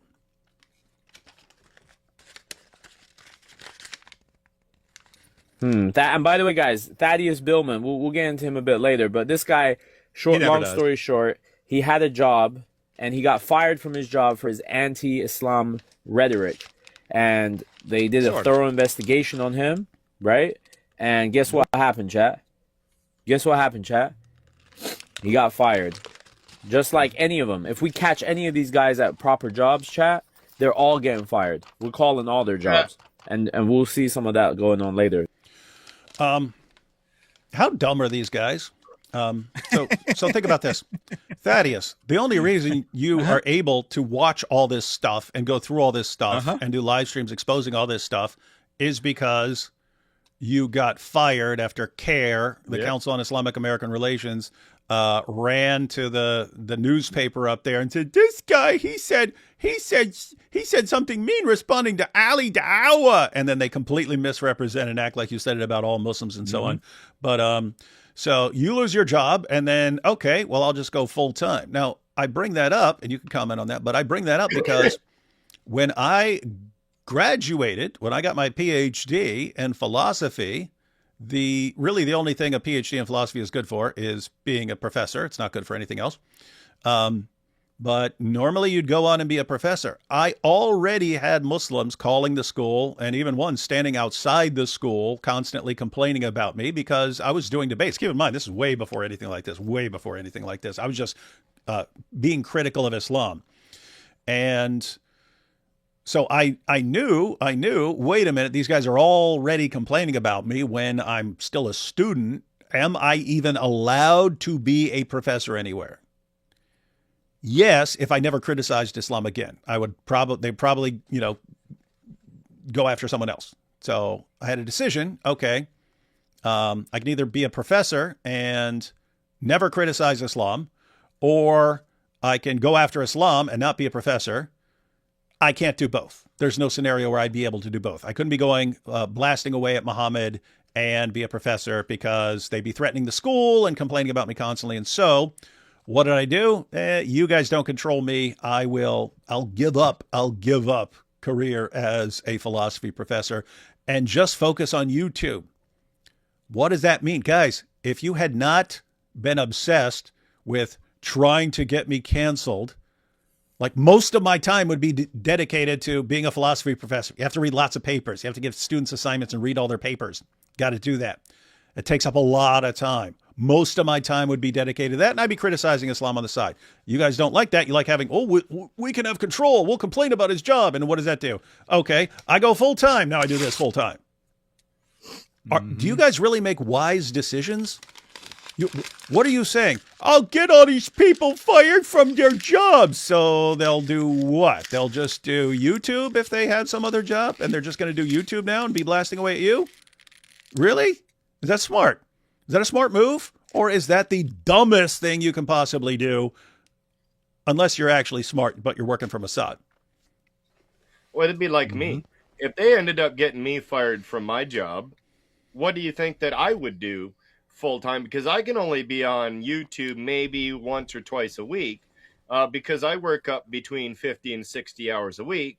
I have 3 children and a family and everything else. So I only get to go live a couple of times a week. But if they got me fired from my job, I could go live almost every day. So, hey, Muslims, you want to get me fired from my job? I'm ready. I don't mind doing this full time. Yeah, so I just want to clear up the record here, right? Clear up the record on this. David is correct, of course, that the reason I have time and no care about taking pages of the Quran and doing this and doing this and doing this and this and this and this is in fact because of me getting fired from my job. Everything that was said about me in the newspaper was in fact a lie. So it wasn't about anything I actually did. So understand that anyone could have gotten me fired by saying any false thing, right, that the newspaper was willing to publish. It didn't have to be about Islam. It could have been about anything. So you don't have like some special superpower, right? Because they didn't even use true things that were said about me. And they said it was a thorough investigation. Well, that's very interesting because the newspaper article was published on Thursday. I was called into the HR office on Thursday, and they told me they were putting me on administrative leave. and that they would do a thorough investigation. They said that they were going to have a law firm that was specializing in this, blah, blah, blah. I had a call Friday morning, less than 24 hours later, that HR needs to meet with me. And lo and behold, the thorough investigation had been completed. Now, I know that Malik is stupid enough to think that a thorough investigation involves putting a name into Google and putting out the first phone number or address or whatever piece of information you find as 100% reliable and not verifying anything. And that's how he comes to the conclusion that the very first Michael Jones he sees on Google is, in fact, a real estate agent. It must be IP. It must be IP, right? But that's not actually how a thorough investigation goes. In fact, That's true. The company had investigated me in the fall, and that took multiple weeks. And so they had already cleared my YouTube channel as acceptable back then, but it wasn't in the paper back then. It was just an internal complaint that someone made. It wasn't an embarrassment to them. So what's the real reason I got fired? Not because of anything I said, because it was published in the newspaper. So you want to get someone fired, that's how you're going to have to do it. You're going to have to get it published in the newspaper. I asked the company for a copy of this thorough report. They said they would have to ask the law firm permission. Yeah, there was no investigation. There was zero investigation. Here's what they actually did. They went to the lawyer and said, what is our legal risk? What is the chance that we'll be sued if we fire this guy to save face? That is the entirety of the conversation they had with the lawyer. I guarantee it. There was no investigation done because I didn't actually do the things that the newspaper said I did. I do them now, right? Now that I'm free, now that I don't have to worry about a job, I'm free to do whatever I want. I'm free to rip your stupid book. I'm free to eat your stupid book. I'm free to shoot your stupid book with guns, to burn it, to get a flamethrower, right? And destroy a whole pile of Qurans. Because I don't give a crap anymore. You can't do anything against me, you morons. And I was publishing, because we were shorthanded at my job, right? We were shorthanded. I had cut back to doing almost zero content before they got me fired. In the entire month of January and February, I think I published one video in total. And then they get me fired in March, and suddenly I'm doing 3 videos a week, 4 videos a week, compiling all these clips for David. And don't worry, you didn't hurt me. I got plenty of savings. I got plenty of friends. I got plenty of family. I'm not hurting, right? I'm not hurting. The only thing that's being hurt is your book. So congratulations. Congratulations. You really got me, Malik. You really got me. I notice you're not doxing me. I notice you're not going after me. Why? Because you know you can't do anything. You got zero power over me, you fool. Zero power. You say I'm your employee. I'm completely in control of this situation. I determine what from your stupid stream gets broadcast here. You're my bit. All right? What? Hey, Thaddeus, did I just hear you say that Malik is your yeah? Yeah, he is, right? He's giving us all this content. All those super chats, and he's quite obsessed with your super chats, David. He's quite upset about it. All those super chats, those are thanks to Malik. Malik is literally sending thousands of dollars David's way every time we do one of these streams. Thank you, Malik. And I'm in complete control of what content of yours we air. How about that, Malik? That is a good point. Thaddeus decides what we respond to, and therefore what most people will ever hear. So it does sound like he owns you, dude. Right? Let's just look at the last 2 live streams. So Malik had about 290 to 300 people on his live stream. You're sitting at around 1,800 right now. So only up to 300 people got to watch what Malik did. But 1,800 will get to watch what Thaddeus allows them to see. No, way more than that, because this will get at least 20, 30, 40,000 views and so on, because people watch it later, whereas people aren't watching his stuff later unless they see it on my channel. That's right. Mm-hmm. Yeah, so you're going to get up to like 50K on this, where he had 300. And just remember, Malik, every person viewing this is only viewing it because Thaddeus is the one that's putting the information up here. You're working for him. Go ahead.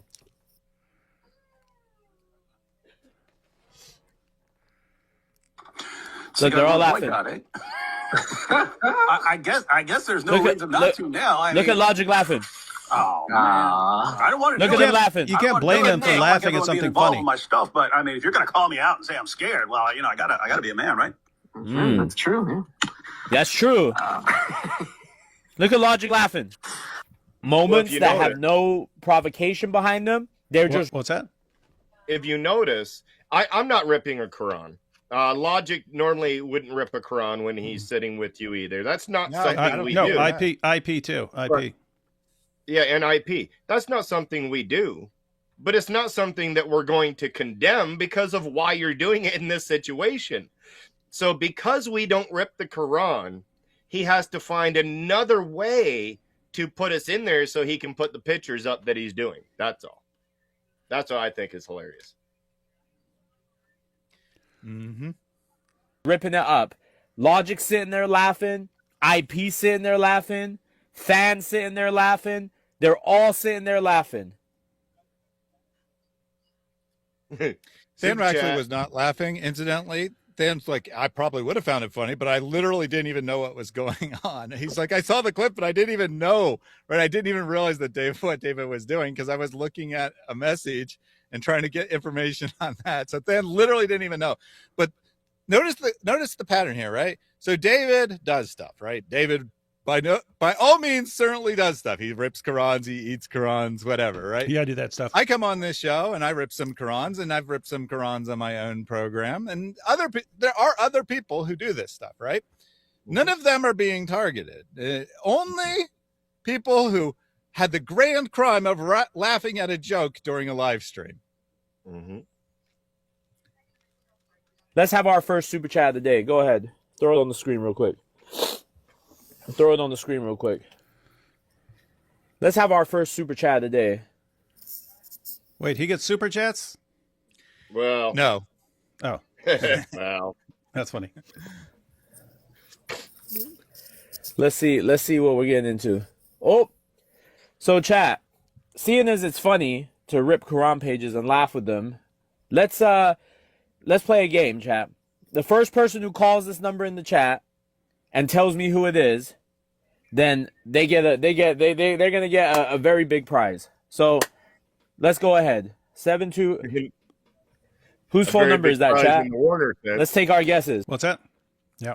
He's going to give a very big prize in the Warner sense right there.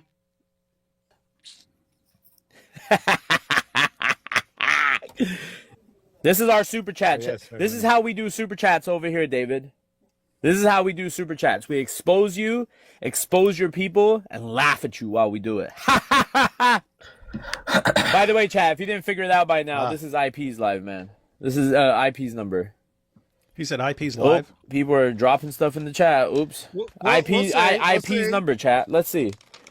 Let's get a call. I mean, on behalf of his attempt, sure, we'll take a Quran here, but let's. So Inspiring Philosophy, you think it's funny, right? As long as it's up there. So I think it's funnier to do this. This is funny to me, IP. But you're going after Christians who aren't even doing anything. No, you're doing many things, Michael Jones, and you can't debate either. Oh, that was a little sneak peek right there. That was you're doing many things. So let's see. Give it a call, Cook. Let's see if he turns his phone off real quick. Chris Claus, quick, tell him. Yeah, Chris, tell him. Yeah, Chris. Call cannot be completed or dialed. Please check the number. So, chat, I called the number earlier. He definitely answered the phone. Chat, I call all the numbers before I bring him to live. So he answered earlier. So I talked to IP, and he told me this was an old number, which, you know, you go to those stupid people search websites. I've looked myself up. It gives a bunch of numbers, some of which I have no idea how they're supposedly me, some of which are old numbers. And he got an old number for IP, and he called it up, and he's like, oh, this is so funny. Yeah, great. That's not even the right area code, buddy. Not even the right area code. But that is the number of world famous World famous real estate mogul Mike Jones. Mikal. And also, Thaddeus, didn't he say that just before the live, he called that number and was talking to IP? How could that happen? Yep. Well, he says he verifies. I think it's actually in this next clip, but he says he verifies his every number. But he swore like 5 times he was about to call David, and then ends up calling his wife. Right. So he obviously does not actually check any information. He just goes live, and he's like, "Oh, this is gonna be a cool show. I'm gonna call these guys up live." And then he gets all these old numbers and wrong numbers, and who knows, right? There's some poor person somewhere. Not in this case, but in some of these other ones. There's probably some poor person who woke up and they had 20 missed calls from a bunch of Dawa freaks, and they have no idea why, because it's just some random person who has the number that he put on screen. And it's really, what's really stupid is he doxed my wife the first time. He doxed my wife the first time, gave her phone number. They called her in the middle of the night and so on. Then apparently last night, he says, now I found out David Wood's number. And he calls my wife again. Like he didn't keep notes on the wrong number he got last time, is actually getting my wife's number and thinks it's mine. Uh-huh. Don't even know what to do. Don't even know what to do with this level of stupid. This is nothing, IP, by the way. Your front door is next. But we're taking it slow because we're going to go to this front. Don't say back door. Don't say back door, dude. Do not say it, right? But I mean, think about this. I mean, he said, your front door is next. Dude, you have my address.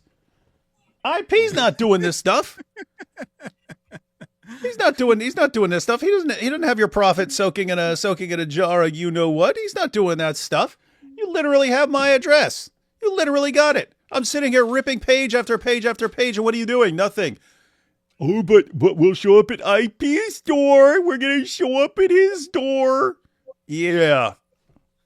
Yeah, and I'm going to say... I don't hear anything. I don't hear anyone showing up at my door. You freaking coward. Hey, and he actually reminds me of Sheikh Uthman in that respect. He acts like he's a gangster who's ready to do something, but he's a total punk and a coward. And the funny thing is he's already showed my house and everything else. And nobody's been to my house. So there's nothing for IP to worry about, because, and the reason, and I'm going to put this out there for other people as well. If you need to, hit me up if he tries to do this. But Malik he used to try to hit people for strikes on YouTube. And the only way that you can not get that strike is to appeal the strike. And when you appeal the strike, you have to put your own information or information in there to appeal the strike. Or you have to have a lawyer. A lawyer can do it and stuff like that. But then, then you actually have to have a lawyer and stuff. So that's how he got my information and my phone number and everything, is he put that strike in. I appealed it and he got my information. So he put my address and everything up, which I don't care. But not one person has ever come to my door. So hey, although I should start looking for some security software though, because I might start to feel scared and have to put out a GoFundMe and have. You're gonna need that GoFundMe, man. You're gonna need that GoFundMe. I mean, if he's got your address, he's doxed you. He said he's gonna come get you. That might be a worthy cause for people to chip in. Might be. Mm-hmm. And that'll drive him crazy, right? Oh, yeah. He's quite obsessed with David being able to raise funds, right? Raise funds for Jai to move to the United States. It's like, David's scamming people. He's scamming people. Jai's not really moving to the U.S. It's just a scam. Oh, yeah, he is. And David's name is David Segura, too. And IP's a real estate tycoon. I've been friends with Jai for over 15 years. Really? Yes. Dang. And I am so happy that this man will be in the United States very shortly doing his live stream.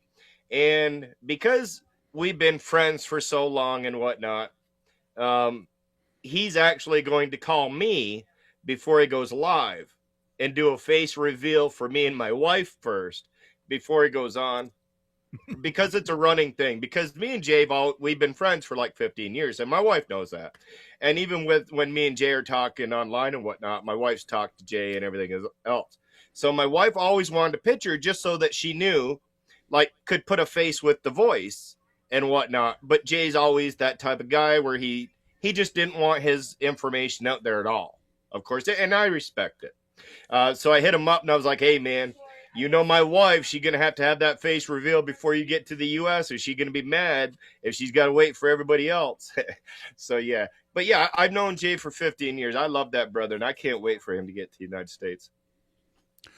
Had a comment here. Inspiring Philosophy says, this is your reminder that Arizona has stand your ground laws and a strong castle doctrine. Don't come to my front door. Don't worry, IP. None of these dorks are coming to your front door. They're a bunch of cowards. I mean, think, if these guys are really gangsta and I'm sitting there shredding the Quran and soaking his prophet and urine and so on, would he be, well, I'm going to dox your aunt. I'm going to dox your aunt's cousin. I'm going to dox your aunt's cousin's dog. Is that really a guy who's got an army showing up to your front door? No. Matter of fact, let's take a couple of super chats real quick. My police department advises to have indoor cams to prove no, domestic violence? What's that got? What would DV be? Domestic violence? Yeah. I mean, that's what it normally means. I'm not sure if that's what he meant, though. Yeah, I wouldn't know what that has to do with the current situation. New title unlocked. Vlad the Impaler for the summary of Malik's life story. Hey, you guys want Vlad the Impaler? You guys want some Vlad the Impaler? We actually, what are we at? We're at 7:49. Thaddeus, remember 7:49, the time for this video. Yeah. Okay, guys, we actually had a contribution. We've had tons. We've had a lot of contributions to our project here, but this is someone who titled it something like Vlad the Impaler versus the Quran or something, but let's go ahead and check it out. Here we go. It's short, but it's a work of art. He's got a stake there. There's the Holy Quran. Okay. He impaled it.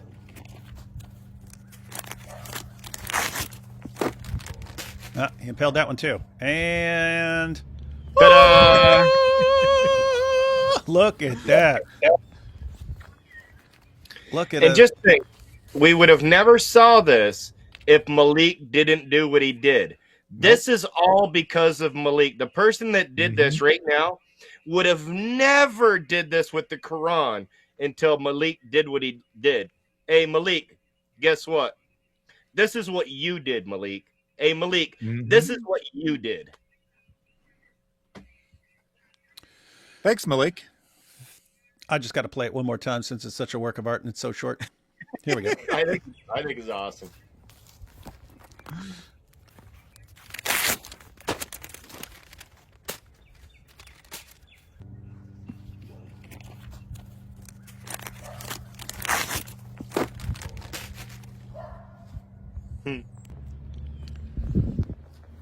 Oh, hang on. Look at this. Hang on. Look at this. Liar's gonna lie. Gotta be a shake with my That's the Bible he ripped. Bible he ripped. That's the Bible. Oh, really? Hang on. Let's and the Holy Quran. The Bible, and it's just called the Holy Quran. Yes, the Bible. This make me feel better. Well, let's be honest, David. He probably reads as good as his prophet. Yeah, I understand. Yeah. One of Muhammad's fans sitting here going, but what? I don't see. I don't know what it says, so I'll just pretend it says that. Oh, so dumb. So dumb.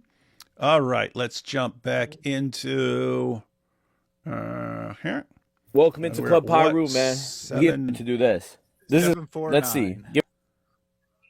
All right, here we go. Front door is next, but we're taking it slow because we're gonna go the distance, and this is gonna affect you, IP, in more than one way. Okay, now let's go to Logic. So Logic, I have no interest in him personally anymore because this guy, it's just been back and forth for years. But I do have an interest in somebody he's very close with.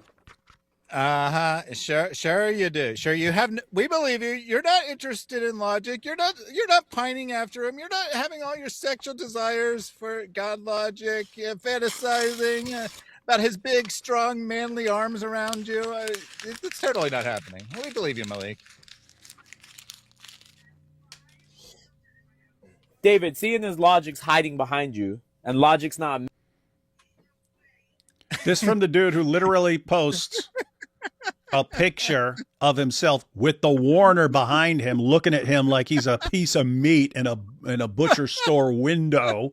After you acknowledge what this guy's into, and you're talking, I don't even know what to do here, man.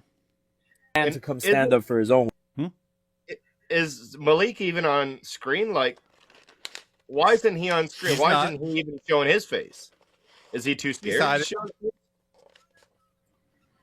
I just seriously don't get the issue of, like, I mean, we're sitting here just like wrecking the Quran left and right. Everyone's scared. I'm scaring everybody with this stuff. I'm so scary. I feel really scary, and my 14-year-old fans think I'm really intimidating because I keep saying Club Pyru, and they think it's all real. And I'm going to show up with an army at your door, even though David is sitting in front of the camera and we have his address, and I doxed it to all my fans, and we just can't dump it. We don't know what to do. Gosh, what a loser, man. I managed to dig up some files of Christina and her sister auditioning for a corn website. To do corn. Put the C with the P, if you get what I'm saying. Who wants to see a video of Christina and her words? Right. The TikTok cares so little that they don't kick him off the platform for doxing people, and yet he's afraid to say porn. Right? He's afraid to say porn. What an idiot! Big strong gangster afraid to say porn. Yes. That's definitely a feature of real gangsters. Auditioning for a corn website. Who wants to see it? Wait, so not only is that our girl, your girl was running around trying to be passed around? Chat, who doesn't believe me? Not only that, because we're twins, we draw a lot of attention to ourselves, you know, on a regular basis, whether we're going to the store or Walmart, walking down the street, people are always like, are you guys twins? You draw a lot of attention? Not to mention that we're very professional. We know how to act in public. We know that this is something that's going to be fun, but we take it seriously. Because you know how to act? Wait, pause. Logic, mayday. She said I know how to act. So, 1094 and the Islamic that. Oh, we know you know how to act. Oh, we know. We know that's all the act. We know what you'd rather be doing. So, and we have. If you want to pause it here for a second, he's going to put up a second video. He plays a lot of this video, and it just every sentence he's like making innuendos to try to make it into a audition for a pornography film, right? But it's quite obvious. It's quite obvious, even from the selective editing that he's done, that GodLogic's wife and his sister, some years ago probably, applied to be on a TV show, right? And he's like, oh, they're talking about acting. That could only mean they want to get on top of guys. Oh, so it's an audition video. That's how lots of people do auditions. They say send us a tape, and then they go through the tapes, and then they pick right. Like the kind of finalists, and then they bring those in for actual in-person auditions and so on. Yep. Yeah, so they're trying to be on a show. They're trying to be on a show. He plays clips and says, "This is them auditioning for corn.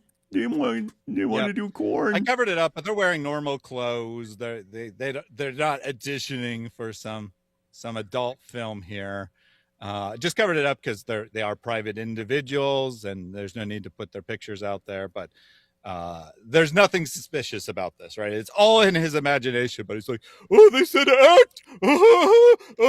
That's a porno word." It was just my imagination. And Christina's never said anything wrong about the Quran, the Prophet, or anything else like this. Malik is only attacking her because he loves GodLogic and he wants to be Christina. He wants to be the one that Logic is loving. And Malik, it ain't going to happen, man. Logic actually likes women. Just get over it, man. Get over it. Yeah, this dude can't get over the fact that some dudes are actually into women, and so he declares war on the women because he wants to be in their place. Kind of. I'm trying to think of a more pathetic life. Pathetic, this dude, man. More, by the way, run that next one. Oh, you think we done? We like DJ Khaled up in here. We go back to back. We go back to back. Back to back, huh? Back to back. We go butt to butt here in Club Pyru. That's what we do. We gangsta. We talk to people all day, and we just look people up on the internet. We find all their stuff from their Facebook pages because we so gangsta. What a freaking dork, man! And even got it wrong. Like, how can you say DJ Khaled and then get the quote wrong? He should have been like the Warner, and another one, and another one. I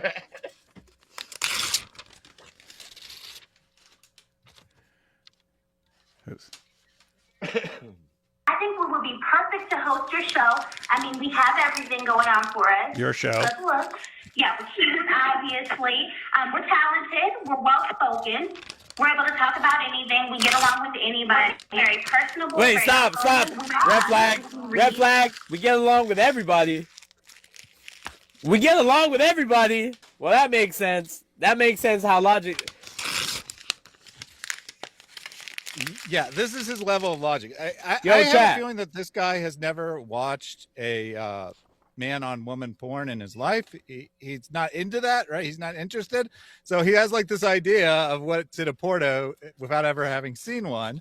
But it's not because he's like some moral guy who doesn't watch pornos or something. It's because he's not interested in seeing naked females. That's all there is to it. So he's like, oh, they said they get along with people. Well, that's a porno thing. Well, he's only interested if if he's actually focusing on the guy, because we know that. Well, no, actually, that's the Warner, so we don't know about Malik. Yeah, Malik just might not be even slightly interested. Interesting. Who did this? What's up? And I actually heard in there that we can host your show. That's specifically what she said. So, like, it's a show. It's an audition for a show. Like, she literally said it in the clip that he posted. That's how, like, it. Come on, Malik. You got to cut that stuff out if you're going to try to make it believable. Come on now, man. Learn how to edit. Hey, Thad, can you teach this man how to edit? I'm just saying. I can teach him how to edit, so you got a little part you don't like, you just go, ah. So you like that, dude. Like that. You just do that, man. You just do that. David did. When I say who did this, y'all say David did. Who did this? David did. David did. Who did this? David did. I'll say it with you, man. David did. Write it in the chat. Did. Who did this? David did. David did. David did. Write that in the chat. Who did this, chat? David did. David did. David did. Look what David. I did. Oh, you was mad about the bikini pig, huh? Oh, we got something way worse. What? Who did this, chat? David did. David did. I'm just having a good time. I'm sure you are, buddy. So we got another super chat here. Here we go, chat. Oh, speaking of super chats, let's take a couple. Let's take some real ones. Yeah, actual super chats. Let's see. No, Islam, don't parrot anything. Cry me a river, build a bridge, and get the over it. Yes, good idea. David, why Malik hates the Quran? The more he does, people, the more the Quran will be desecrated. Yeah, he's not actually supposed to be doing this according to Islam, but he doesn't care, and his buddies apparently don't care because They're all scared of him exposing them because he keeps information on everybody, right? Just like he's going after GodLogic's wife right now. He actually knows real stuff about all the Dawa guys, right? He has to make stuff up about everyone else. He has real stuff about all these guys and what they're into. Mm-hmm. And so they're terrified of him. They can't correct him. So they got a little monster. Apparently Uthman is live right now. He's allowed to go live. He's allowed to go live. No way. If he ever stops being a sniveling coward, we can actually set up a debate. Never happen. It'll never happen. Man is the biggest coward on the planet. You kind of missed one of his names last time too, David. You forgot Sheikh Ibn Footnote. Of course, when he thought that the footnote was a part of the hadith, even though he's a hadith scholar. Yeah, he's a hadith scholar, and he thinks a footnote with a typo is a hadith. Yep. Total. What a, my goodness, I can't even. There's no words for this level of stupidity. I was reading. Yeah, you said said Sheikh Uthman is live. Yeah, he said he'd go live. Inspiring Philosophy and GodLogic said we're going to be in town. Debate us man to man, in person. He ran like a freaking coward. Ran to his little channel. And I'm not even going to take them serious anymore because I believe it was. It's just something to make fun of. And you and Jay and DOC played earlier what happened with him, Logic, and Nick in the discussions. They had finalized a discussion. They just had to reach out to somebody to get it finalized, and then they ran away. So all you Muslims in the chat, run back over to Uthman and tell him to debate Nick and Logic like they originally planned. Nick and Logic, IP and Logic, me at DebateCon, Sam on his channel, open invitation in all these ways. He insists on, no, I need my security blanket and I need to be here with all my Doa buddies and I need to control the mute button. Okay, we do not accept those rules because they're idiotic and that's not a real debate. Mm-hmm. So I was reading Isaiah and I came across a verse I'm surprised Muslims don't say is about Muhammad. Out of context, it sounds like it. No, they do use that. They definitely use that. That is one of their main verses. Yes. Yeah. That's one of their main go-to verses. It's kind of fallen out of disuse because it was so easy to blast them for that.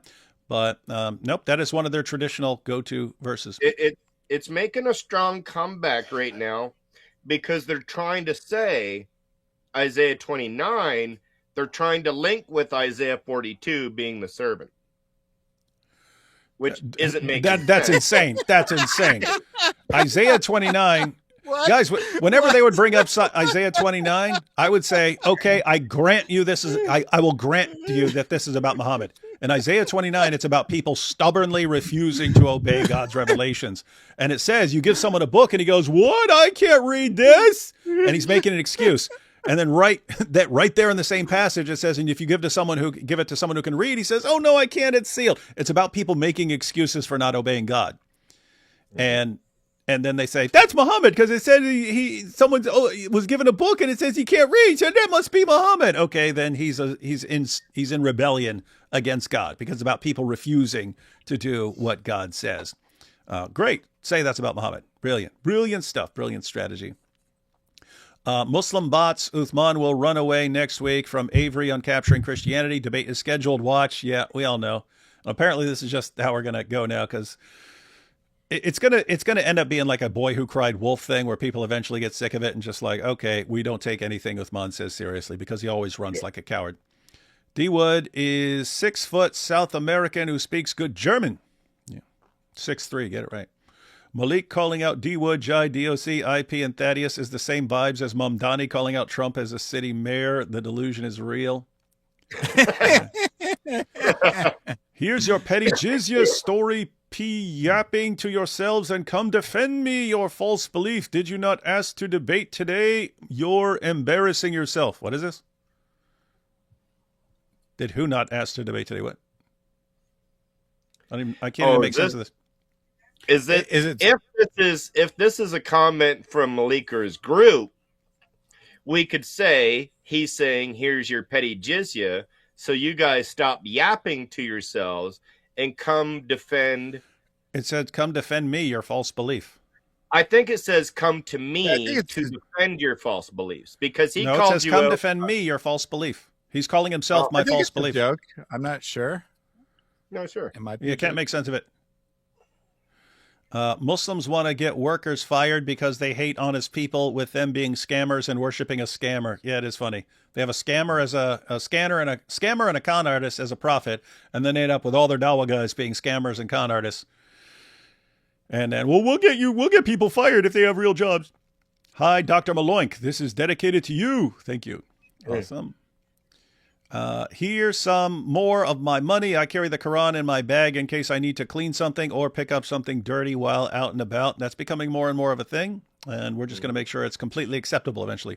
That is right. If it wasn't for Malik, I wouldn't even know about this imposter, David Wood. Gracias, Malik. Yep. That's the real, Es mi suegra. Chadius and David are like LeBron and Irving. Does Malik not know people laugh when something is funny? Yeah, apparently this is forbidden. There is no laughing. Thaddeus, thanks for sharing your story. It's always amazing how the Lord takes situations and uses it in the most creative ways for truth and ultimately his glory. We are grateful for you. Appreciate it. Al-Mustadrak al-Sahihain, Volume 5, page 697. Allah's throne will leak semen. Don't tell Warner about this. That's what creates things.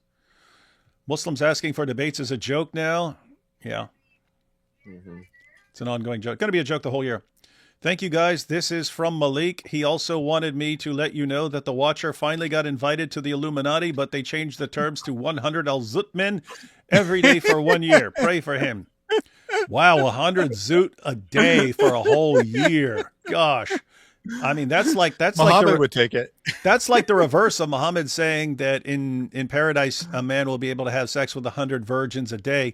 Here, the Warner has to have 100 get zooted 100 times a day for an entire year. Wow. Thank you for that, Malik. Can you test how many Qurans will stop a? That's exactly what we'll be testing. Yeah, guys, you had this situation where Malik's fans keep saying they're going to Charlie Kirk me. That's a thing. We need to Charlie Kirk him. We're going to Charlie Kirk him, and so on. But anyway, one of the big disputes about Charlie Kirk is whether a 30-06 would definitely leave an exit wound. Now, I would really expect a 30-06 to leave an exit wound. I do believe there are situations where things could happen. I know a guy who got shot in his side and like the bullet went in like a couple different directions and, it hit him like right here and then bounced off something and then landed back behind his shoulder or something weird like that. Anyway, weird stuff happens. But we're going to test it. So I got Eric. He's going to bring different kinds of 30-06 rounds because that's one of the things. You have different kinds of rounds. You have some kinds of rounds that are made for penetration. Don't get excited, the Warner. And you have others that are made for different kinds of things. So we're actually going to test them. We're going to test them on Qurans to see how different bullets do different things. So, yep, that'll all be coming up. My home is protected by the good Lord. And the second, if any Abdul wants to meet me, then the other for sure. That seems to be IP's attitude. Please get in touch with Black Line Guard Fund. I don't know what that is. Can you imagine being an ex-girl boyfriend of Malik? He would be nasty as hell. What he must put them through. Oh, yeah. Oh, yeah, this guy left me. Guess what? Hey, Chet, I get the pics right here. Seriously, GodLogic probably reminds him of some boyfriend he had years ago. And he's like, that reminds me, I'm getting, see, he's supposed to be mine. He's all mine. Malik is a Bakabazi boy. He scares no one. Oh, he definitely scares no one. Maybe his 14-year-old fans on TikTok are like, oh, he's such a gangster. But they're going to find out, man. I mean, I'm just going to be sitting here day after day, week after week, month after month. And what are these guys going to do? Nothing. Bunch of cowards. DDD, I guess it stands for Dumb Dawa Dorks. Yeah, that does. Dumb Dawa Dorks. I find it useless for Malik to do this when he obviously doesn't really believe in Islam and does it for a grift, risking himself for something he LARPs. He doesn't seem to take it seriously. He's doing it for Jake. That's true. Doing it for Jake. Hope it's worth it, Jake. Thanks, David and team. Yep. That book was swapped for a lookalike just before being staked. Oh, yeah, that's it. It was traded. It wasn't the Quran. It was a stunt double. Yeah. It transition. These guys are compulsive liars in a spiritual sense. The God of deception compels them to lie, even against their own interest. As a corollary, the hadith are just lies and snitching. Maybe that's where Malik gets all this snitching. I got banned from their live for calling them scared. I don't know which live you mean. I don't know if you mean Malik's live or Uthman's. Yeah, everyone's scared. Everyone's a bunch of scared little cowards. Who did this? The Al-Zut did. The Al-Zut did it. Oh, yeah, you could say that about the Vlad the Impaler. That could double in meaning. If there was 30 stakes, I'll have to count them. If it was 30 stakes, then it would double as a Zut joke. Uthman is a scholar. He knows diarrhea marks. Oh, yeah, what was that? Where No. It's dietary marks. Yeah. You got to get it right. Dietary marks. So he was trying to say diacritical. There's no dietary marks in the original Quran. So he was trying to say diacritical marks, and he was saying dietary marks because he's stupid. Great winner there. I'm Curry Place. All right. In Curry Place right now, they played a song named Jat. Oh, yeah, the Jat. Yeah, guys, there's a Jat website where they actually talk about being the Zut. They used to be called the Zut. 50 caliber BMG Browning machine. Pew pew. And wouldn't it be funny if no amount of Qurans could stop a bullet? That would be funny. It just goes through all of them like tissue paper. It's so weak. All right, let's jump back into this. We got a new super chat. What's up? It took me a second to find it. I thought it was in the green section, but it's actually in the pink section. I don't know how you can see, but my Quran actually does have halal marks in it. That's good. So, yep. Beast. Courtesy of Uthman. And there was two things in the chat that I wanted to highlight. Jack Ray raised a good point. How do we know that it wasn't Warner who left Malik? Right? It's a good point. He used to be his boyfriend, and then he left him. And there was someone in James in the chat who said he wasn't going to participate in the Quran demolition project until he saw Malik trying to fake a porno. Now he said, I'm placing an order, I'm getting an Arabic Quran, and I'm participating. So thanks, Malik. Thanks, Malik. Doing a bang-up job, buddy. So, guys, you know the drill. Let's call the number. Every time he's talking, he's got to be about drill. Get behind me. Drill behind me. What the heck, man? Let's see who it is. Let's see who it is, chat. It's somebody. You might have a guess. Doxing somebody. Who did this? David did. Who did this? David did. Oh, we not even starting yet. This is level 1 stuff. If you can't get on Logic's panel, you can call him up yourself and just ask what's going on. Come on. Hey, let's Mike Picklestein here. Come on, Cook. I got your phone number. I'm gangsta. Please leave your message for 666. I'm gang. Wait, try him again. Try him again. No, don't you go and do not disturb. Don't go on D&D. Oh, I'm gangsta. That was a scary ring. Please leave your message for. I'm gangsta. I'm a gangsta. Someone said they checked the WhatsApp and it's Logic. Why Logic declining? Yo, Cook, give him one more. This genius keeps calling the number, which he says is GodLogic. Zero proof that it is. I don't know one way or another. I didn't bother to check, but he doesn't get any proof that it's Logic. But I promise it's him. I promise it's him. But it instantly, like as soon as it clicks, it goes to voicemail, which means the phone's off, whatever phone it is. And he's like, I'm going to call him again. This time he'll pick up. What an idiot. And a loser. Grade A loser. David, talk to us. Narcissist. Well, let me put it this way. This dude is either extreme narcissist combined with being the dumbest person on the planet because everything he's doing is like beyond stupid, or he's just a Mossad agent. He's just a Mossad agent. Like, wouldn't have to be Mossad, but someone who's trying to destroy Islam. Yeah, which one is it? My guys. You know, when people say, oh, this person's doing this, he must be Mossad and so on, you say, okay, that's just you yelling something because you disagree with somebody or something like that. We know for a fact there are people who narcissists. Well, let me put it this way. Wait. So hold on. Hey, why are you cutting it off, man? Why are you cutting it off? Listen to the man. Let the man speak, dude. Let the man speak. Maybe we're getting an answer, David. Maybe we're getting an answer to your question. That would be okay. Which one is it? Put on mute. So, chat, apparently I'm a narcissist, right? Because I'm not going to allow David Wood to rip the Or- Quran and mock Al Zut free of charge. You're not gonna let I'm me a rip the Quran? narcissist, but he's not a narcissist for just not doing it, and he wants to keep he wants to. Is this guy stupid? Don't say you're a He doesn't narcissist. know what narcissist means. He doesn't know what it. Dude, when you say these guys are doing all this and they're smashing hoes and they're spending the Dawa donations on drugs and all this stuff, and none of that bothers you until someone says something about you, okay, that's already like narcissist flags go up. When you tell us what we have to do and stuff, and then you're, I'm going to dox you if I don't give a... Okay, you sound like a spoiled little like toddler mentality narcissist. Everything is about you, right? Everything is about you. Okay, that's what I mean by narcissist. You giant walking clown emoji. Have people But burning David's the a narcissist because he doesn't make it about him, right? That was his argument. How is David not a narcissist when he doesn't make it about him? Because he doesn't know what the word means. What's a narcissist? Narcissist? No, narc is you, buddy. Narc is you. So you're a narc and a narcissist. You little snitch.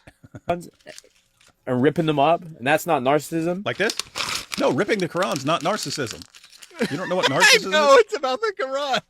Remember the name Pamela Geller. Hey, Pamela Geller. Okay, Google it, look it Hey, how up. you doing, Pamela? Pamela Geller is one of David Wood's biggest funders. Funds David, supports David. One, I haven't seen Pamela in I don't know how many years, 8 or 10.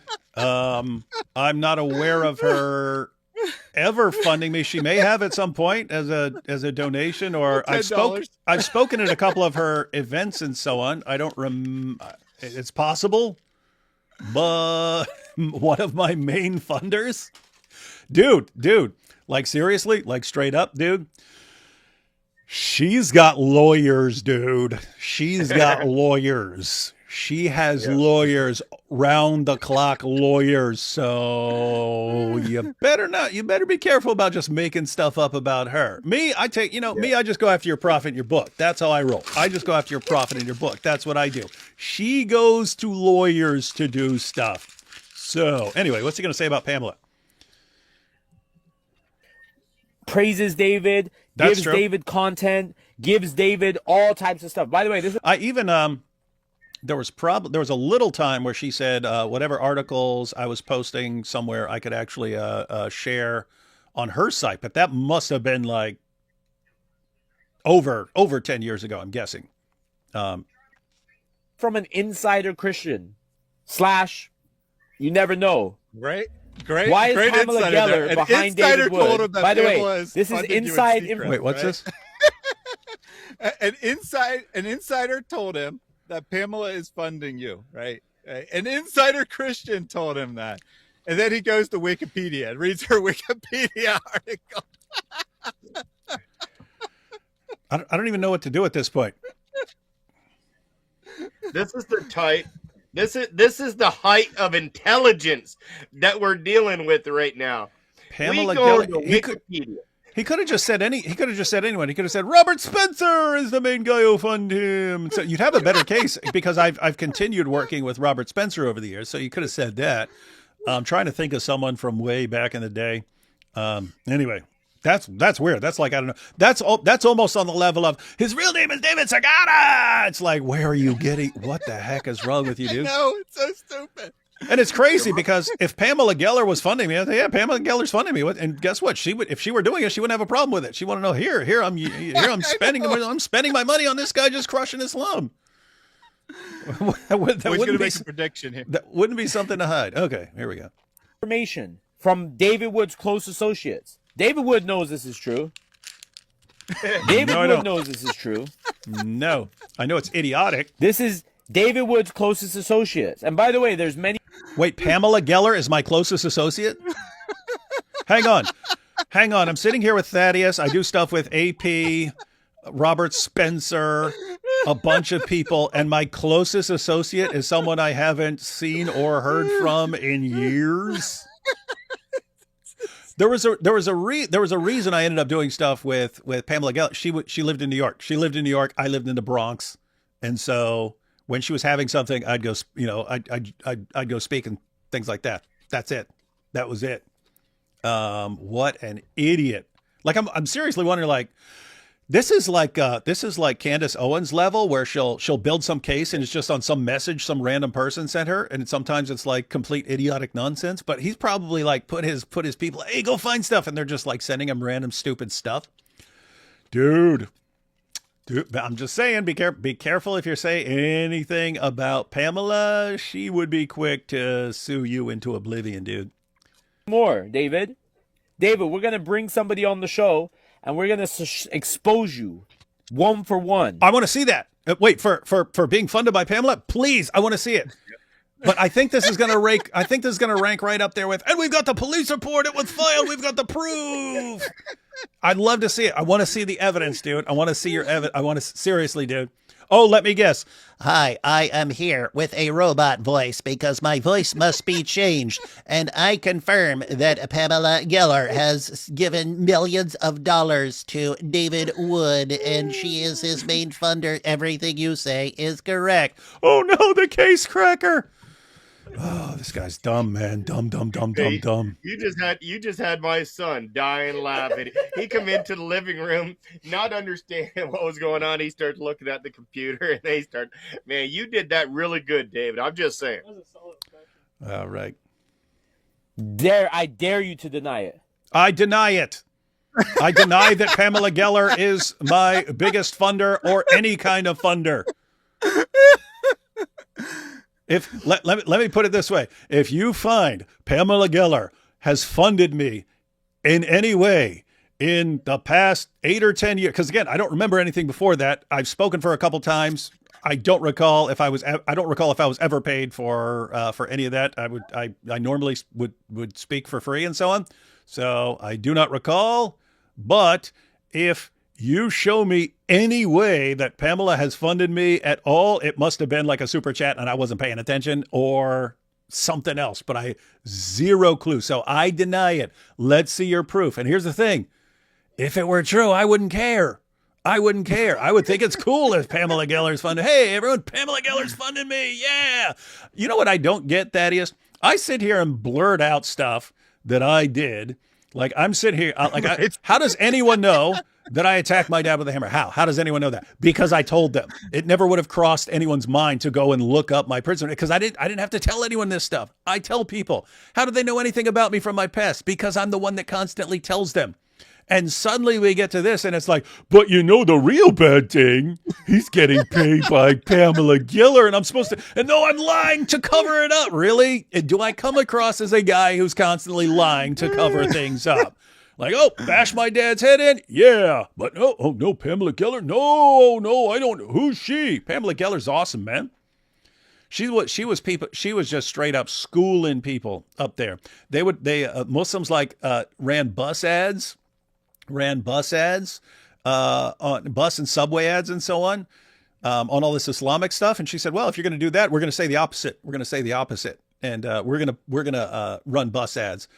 And then everyone would throw a big tantrum and so on. And the bus agency would say, no, we're not putting this stuff that's critical of what the Muslims said. We're only putting up what the Muslims said. And it's okay, you're not allowed to do that. Okay, you're not allowed to do that. And so it went to court, and then they had a choice to make. They could run all Pamela's stuff and all the other stuff, which they had to do for a while. So for a while, it was bus ads with quotes of jihadis and stuff, saying that that they were inspired to do this stuff by Islam. And then they made no ads of this kind. So Muslims couldn't post and Pamela couldn't post. They had to actually change the rules because she didn't like how it's always one-sided. She sued them to make it even. If you're going to post their stuff, you have to post our responses too. And anyway, no, so Pamela's awesome. If she were funding me, I'd be like, hey, Pamela Geller's funding my awesome work here. What is this idiot, man? What is wrong with him? Let's see it. Let's see it, Malik. Let's see your insider. And we don't want the robot voice, and we want to know what the connections are. We want to identify. Show us your proof. We love to see it, you pathetic little dork liar. David, if you're a man, Thaddeus, clip this part up. It's right there. David, on your live, address the fact that Pamela Geller is a close associate of yours. I challenge you. I know you won't. He knows you won't. Pamela Geller is a close associate of mine. No. Did I work with her a couple of times in New York and a couple of times in Dearborn? Yes, I did. Is that what I would call a close associate? No. No. Guess what? I've spoken at tons of people's, hundreds of people's events over the years. That doesn't make me close associates, especially when I haven't seen or talked to her in years. But bring forth your proof, dude. I want to see it. I want to see your case cracker, you liar. You won't. You will never bring this name to your fan base. Never. Pamela Geller, Pamela Geller, Pamela Geller, Pamela Geller, Pamela Geller, Pamela Geller, Pamela Geller. I will never bring the name Pamela Geller, Pamela Geller, Pamela Geller to my fan base. I'll never do it. Never happen. You praised her, right? You said she doesn't fund you because that's true, but you praised her. And he's saying, David's so afraid of being associated with her, he'll never say her name. Pamela Geller's a warrior, man. I actually thought, hey, when we were doing when we recorded the little reenactment of the poisoning of Muhammad, Pamela would have been my second pick. We had Hatun play the woman that poisoned Muhammad. Pamela Geller would have been my second pick because she's actually Jewish. It was a Jewish woman who poisoned Muhammad. But Hatun just seemed too perfect and so on. But so I would have invited Pamela to do that. Other than that, don't know what this dude's babbling about. Fan base will get on your ass because you have a Zio that supports you. What the hell did he just say? Did he just say Pamela Geller's a Zionist? So if I say I'm being funded by Pamela Geller, my fan base would get on me? Yep, that's what he thinks. He thinks that you'll never hey, bring her name because Pamela Geller is a diehard Zionist, and I wish her success in defending her people against the people who want to completely exterminate them. Thumbs up. Who's coming after me? Who's coming after me, chat? Who's gonna come get me? Where does this guy's an idiot.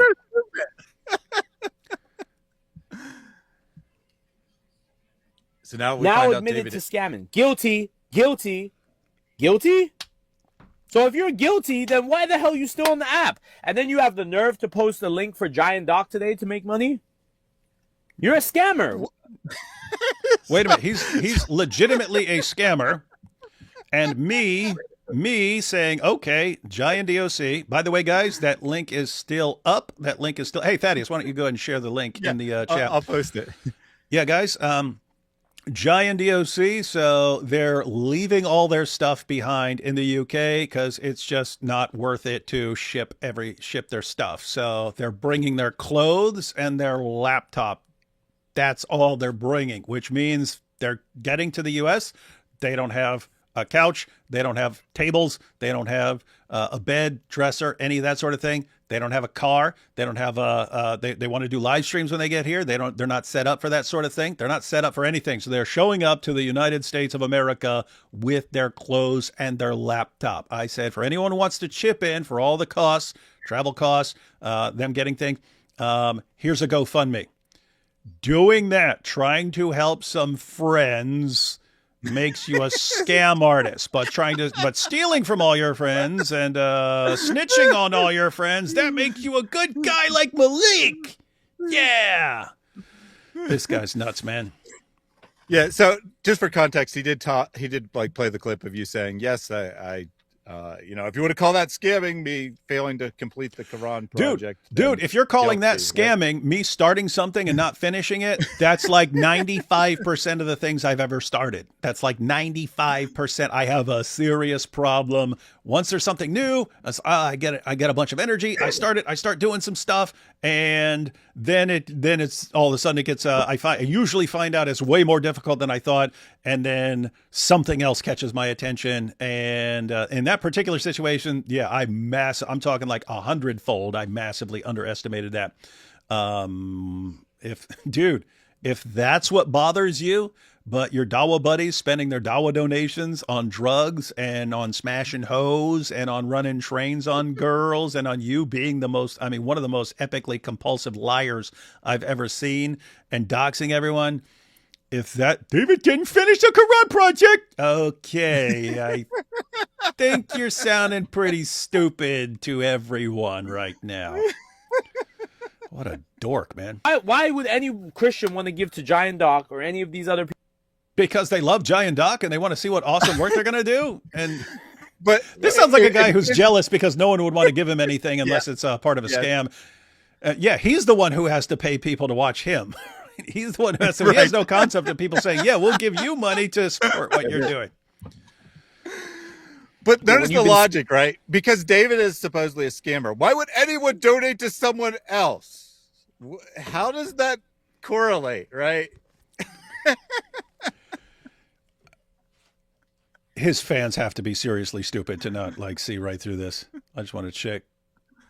Oh gosh, this is awesome, guys. We're about to hit 30 over there. We're about to hit $30,000 over, all for Jai and DOC to buy furniture to get totally set up. Me and Thaddeus and Mary are going to go early, and we're actually going to set up their whole little studio recording, live streaming area before they get here and so on. And we got the cash to do it.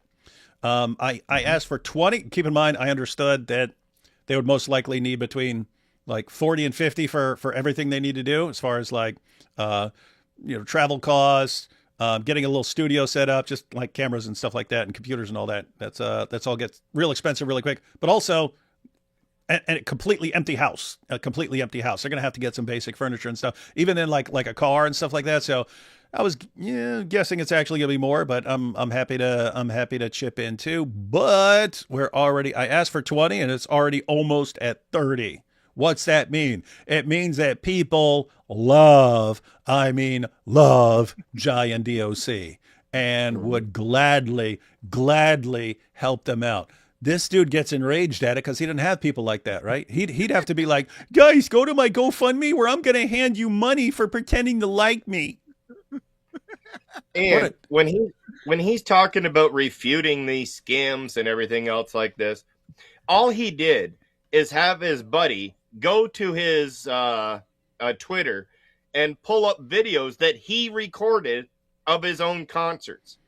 But these people got scammed after the concert. So, of course, they're going to be at the concert because that's what they planned. The scam didn't take place until after when he was supposed to pay them. And when he's supposed to pay them.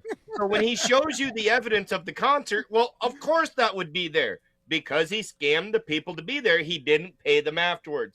So that's not a refutation, Malik. You're just agreeing with us. You literally took 15, 25,000 off somebody. But every article you read of me or so-called person that came along 4 years ago and said, Malik tried to scam me. Malik never got a penny off these people. So that's his defense. I was so bad at scamming, I didn't actually get any money. Yeah, because the guy said, he's like, I don't know you, and you're saying you could do this and tell me to send you $3,000 and stuff. Yeah, I'm not stupid. I'm not falling for this.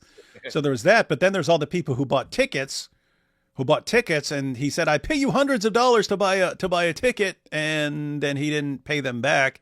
But I guess he didn't get paid at all for those little concerts and stuff. All right. So many times when he played the clip of the victim, he mocked her. He mocked the fact that, for example, she said that she couldn't get married because it was a burden.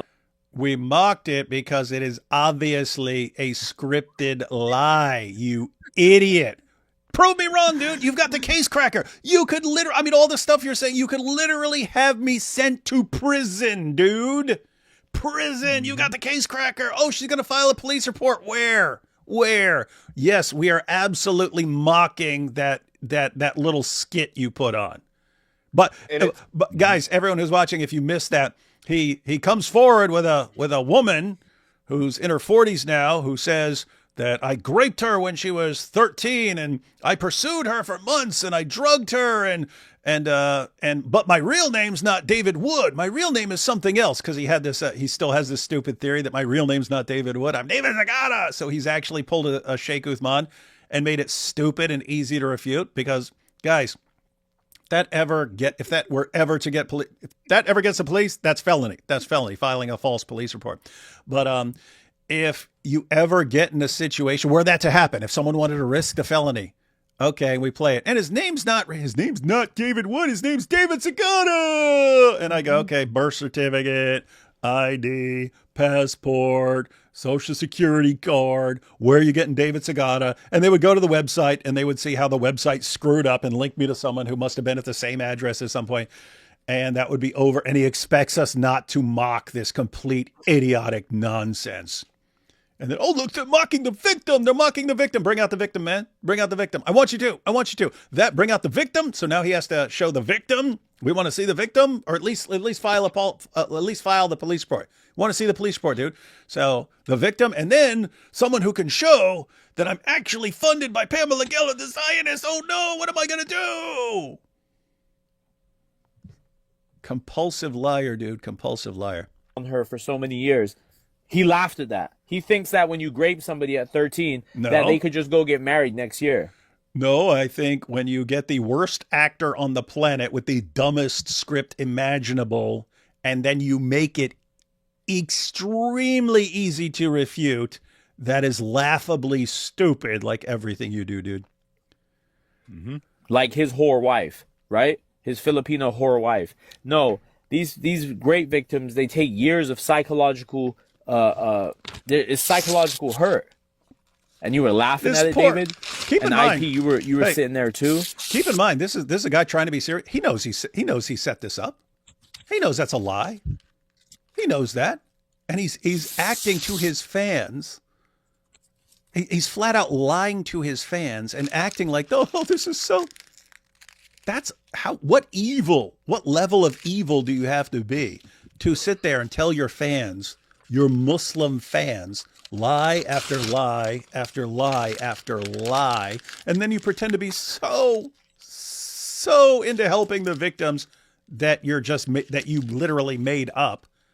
Prove me wrong, dude. Prove me wrong. Let's see it. Let's see the proof, man. Let's see the proof. And make sure she tells everyone that my real name isn't David Wood, it's David Sagata. That's gonna go over real well. Oh, this is so stupid. Filthy animals. Filthy. Super chat.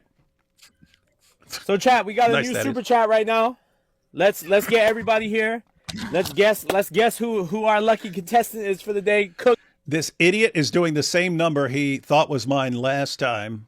Turned out to be my wife's, and he's doing the same stupid number over again, thinking that it's mine this time. Well, you can't make up this level of stupid, man. You know what time it is. Chat, we got a What's that? I had my Takab on, but gonna go ahead and take it off. Your Nakab fell off, man. Contestant on our super chat. W super chat, whoever sent this through. $7 million, I don't even know that number, but chat, let's call and guess who it is.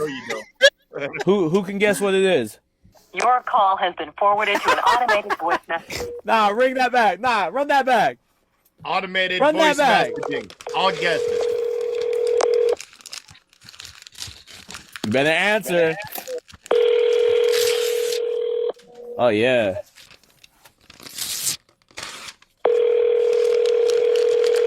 Diddy Wood. Come on, David. Come on, David. Come on, David, why aren't you answering? Because it's not my phone? It's not my phone number? Your call has been forwarded to voicemail. Oh, man. Hey, give him one more. David. Oh, hey, that's actually interesting. It's the same number. It's the same number that he called. And apparently my wife took her voice message off there. Huh? Sorry, my bad. So apparently he didn't recognize that it's the exact same number that he doxed before. And apparently my wife took her message off there because they were playing it live. David, this your number, David. This your time to shine, David. Not my number, bud. David, this is your time to shine. Answer the phone. You gotta use my actual number. I want to leave a voicemail. It has to be my real number. David, you better answer that phone, boy. You better answer that phone, blood. Why would you think I'd even be listening to you? Don't be scared. You better answer that phone, blood. Not my number. Can't answer. Can't answer if it's not my phone. And if you're going to call my wife's number, then say, hey, I'm calling your wife's phone. You thought ripping the Quran was going to get me. Oh, no, he's ripping the Quran. Oh, no, he's doing pickle jars. Brother, I am going to literally come at you for the whole year. Really? Your friends are going to hate you by the end. Do it. Because you're too egotistical to say sorry. Do it. You're going to say sorry. That psychopath stuff ain't going to cut it with me. You never had Arab parents before. You think you're this psychopath. Half of us in here are Arabs. You don't know our parents. This guy thinks he's psycho. Brother, have you ever seen the slipper fly across the room? Do it. This guy thinks that we're scared of a psychopath. Brother, We grew up with people more scary than him. Do it. You think? So he think. Think about what he's saying there. He He's thinks that you made up being a Muslim. He's saying psychopath, 'cause- he's actually saying Muslim parents are worse than psychopaths. That's what he just said. That's what this guy just said. He thinks you made it up because he thinks it's a threat. He thinks that you saying that you're a psychopath is a threat to him. Guess what? I got the receipts, Malik. I got the receipts. Check the records. Chestnut Ridge Psychiatric Hospital. And what we came to find, chat, is guess what? David Wood has a Muslim landlord. Oh no! David Wood, his landlord, is a Muslim. So I guess that means I'm not very Islamophobic, huh? Well, guys, what's funny? I've never met my landlord or seen my landlord at all. This was done through an agency which rented out this house. Mm-hmm. That's the extent of my knowledge. I know he has some sort of Indian name. That's it. That's the extent of my knowledge of my landlord. And this is somehow breaking news over on Club Pyru. What a loser, man. The person that David pays jizya to every month is a Muslim Indian man. Can you believe this? David pays rent to a Muslim Indian man. Hey, before that, when we lived somewhere else, I paid jizya to a Korean family who were renting out a house. And before that, up in New York, we rented from a Hindu family, actual Indian Hindus. So, and in college, David's best friend was a Pakistani Muslim named Appeal. Oh my goodness! Oh, we got the case cracker. What is this, guys? It's not even like important stuff. It's like half complete idiotic nonsense. You can't get anything right. Half and then like another quarter like deranged insane claims based on nothing, and then possibly true. I don't know if the guy's a Muslim or not. I know he has an Indian name. That's it. I don't know, Hindu, atheist, Muslim, whatever. But this is somehow important. Indian Muslim that he's never met in his entire life, even once. So we had to call the man ourselves, and we had to talk to him and let him know about David Wood. And we're in contact with the very nice fella. But let's see what he had to say about David and his whereabouts, and if he knew about David at all. Gonna expose the lies. Let's see, David. Told. David, I'm talking to the boss now. Do you know the people that you're renting to who they are? Do you know the people that you're renting to who they are? Mr. David Wood and Marie Wood? What happened? What happened? I can't tell if this is real or not because he fakes so much stuff. 18. And the police now investigation is underway. Among other police investigation. It's the police investigation. And, if you were aware of this, of him having this, and if it was something that you knew, and if it was something that you condoned. Hey, look, landlord. No, not at all. I don't know anything. Yo, pause it. Yo, Chad, so for obvious reasons, I couldn't post the whole call because we spoke about a bunch of stuff. But basically, I told him like, yo, brother, Aki, you got a whole blasphemer at your crib, bro, ripping the Quran up. That's true. This Indian. Now that's actually true. A bunch of the other stuff he says is true. But yeah, if this guy's a Muslim, he does have in a house that he owns one of the all-time kings of ripping the Quran right here. So that's true. That's true. Guy, bro, was so mesquite. He's like, brother, I didn't know. No. I don't know, brother. Why? This is it. Yo, David. You're not even the boss no more, David. You don't even own the house. You collecting $200,000 on GoFundMe for what? You ain't got no property. You ain't even own the property you living anything, in. man. You 50? No, that's true. Hey, man, pass me to the CEO. Hey, keep going. Let me keep talking to your boss, David. The one who puts a roof over your head. Not at all. I don't know anything because since when is your landlord your boss? The tenants come through the realtors, not directly. I don't You hear that, know. guys? You hear that? Pause it real quick. Just hear it? That's exactly what I said. It's done through the realtors. Never met this dude, and I to right now I have no idea what relevance it is.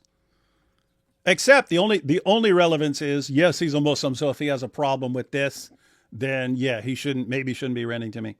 So chat, he's saying that he didn't know that they were in the house, that they went through a realtor to get the crib. That's what I said. So notice, David what I said. didn't show himself face to face with this Muslim man. Why he would went I? through It's a done through a realtor realtor. to hide because. Do you hear this, guys? Does he know how it works? He thinks I go to a realtor to find me a house, and not I look on a website for places that are available for rent, and who handles it? Because this guy lives in some other state. Who handles it? A realtor. It's the owner who has the realtor find someone to live in the house. He thinks I go to a realtor and say, "Hey, can you sneak me into that Muslim dude's house so he doesn't know that I'm in there ripping up the Quran and stuff?" This guy's a moron, man. He don't even know how renting a house works. Gosh, what a Well, not only that, the landlord actually tells him, right? He tells him, I do all my rentals through realtors. That's what he does. He couldn't face the Muslim man to rent. He couldn't. How would I face him? He doesn't live here. He doesn't live in the state, dude. And he had. I don't know. This is getting boring to even respond to. Let's see. From him himself, right? Right? Or something like that. I mean, there's different ways to rent properties, and, some people do go through realtors. But isn't it ironic, chat, that Allah mocks. Allah mocked me by letting me do this in a Muslim-owned house. Good one, Allah. You really schooled me there. You got a Muslim renting me the house that I use to shred your book. Great one. Awesome. Boy, you really are the best of planners there. Oh, my goodness. Allah. People. I mean...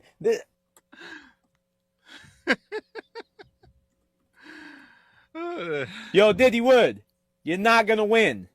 I'm closer than you think. Hey, Chris. What's up? You know this Malik guy. He's saying there's no way I'm going to win. Based on you're the person who kind of knows both of us best when it comes to actually knowing both of us, right? What do you think his chances of winning all this are? He's got about as much chance as a baby seal winning the battle with the club. That is how I would that is how I would assess the odds. That's a good one here. All right, let's let him keep going here. I actually did a live stream, and it was David versus Malik. Is this even fair? Because that's how I look at it. Is this even fair? This is David just battering him something fierce. Like it's not even a fight. It's just a whopping. That's all it is. Oh, hey, everyone. I just glanced back. Apparently, Malik bringing up the fundraiser for Giant DOC and Thaddeus sharing the link. More donations came in. We're now at 29,758. So we are $242 away from 30,000 for Jai. Every penny to Jai and DOC. And their equipment and everything else. So let's see if we can get that over 30,000 before this live stream is done. And just to be clear, because David didn't say the exact amount, but the first time that we talked about it, it was like 26.9. So Malik has brought in $3,000 for Jai and Daughter of Christ. Watch, guys, mark my words. If Malik keeps it, he's thought, I'm going to go all year. If Malik keeps going all year, he will make every single Christian, because he's going after everyone, right? He's going to go after everyone. He will make every Christian apologist rich. He will make everyone rich. He will do it. Watch. I'm closer than you think. To what? Feel my breath. Yes. Who's he talking about? That's me. You. I'm right there, David. Breath I'm stinks, right there. man. Your breath stinks. I'm right there. Your breath is bad, man. Get a mint. Where? I'm right there. Yo, chat, who did this? David did. Chat, do it again. What? Sing it with me. Who did this? What are you saying, Thaddeus? He says, David, I'm right behind you. What the heck, man? On your neck, David. Look, man, I'm not you and you're not the Warner, so don't be standing behind me, man, with your creepy fantasies. David did. Yo, who did this? David did.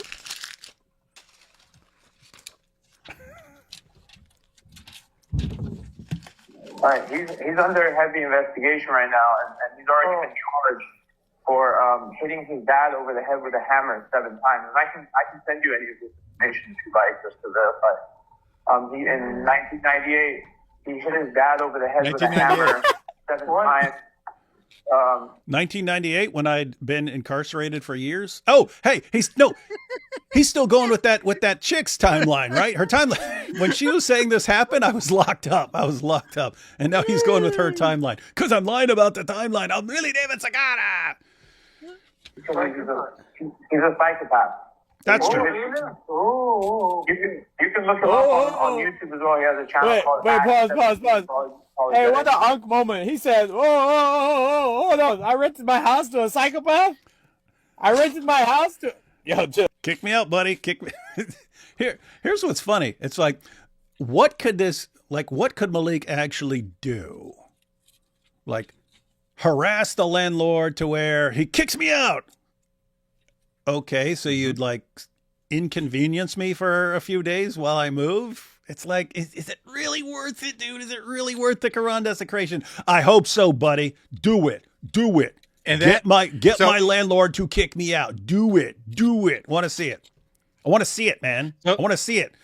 I will film myself moving, and you'll be like, "Yeah, I got him to move. I did something." What a joke, man. So his crowning achievement, right, is doxing you, giving everyone your address. Yeah. And now he's trying to force you to move so he won't have your address for anyone. That would undox me, right? He's trying to this idiot dox me and is now trying to undox me. It's called you've seen those shows where people do an unboxing? He wants to do an undoxing. Great. Awesome. Do it. I mean, because guys, seriously, it's like, this is like hilarious stuff with how stupid this guy is. But since he's doxed me, it does seem like I might need to move, right? It does seem like I might need to move at some point because even though I think these guys are complete jokes, well, I'm not always at home.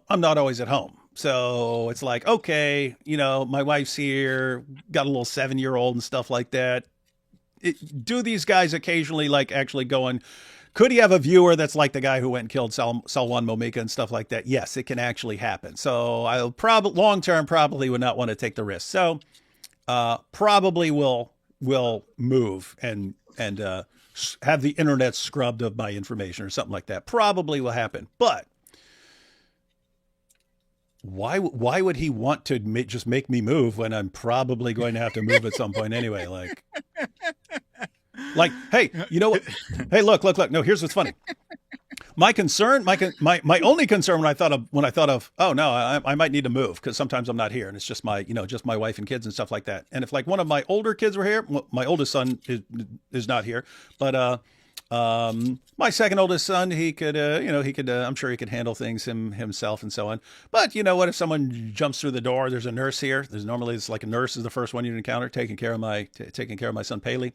If I wasn't there, and after that, it would be my wife and my 7-year-old or something like that. So, would it be a good idea to move? Yeah, but I was sitting there thinking, I'm on the lease for like another 7 or 8 months, man, like another 7 or 8 months. So I would have to actually like be paying 2 rents. That would be pretty tough. If the guy kicks me out,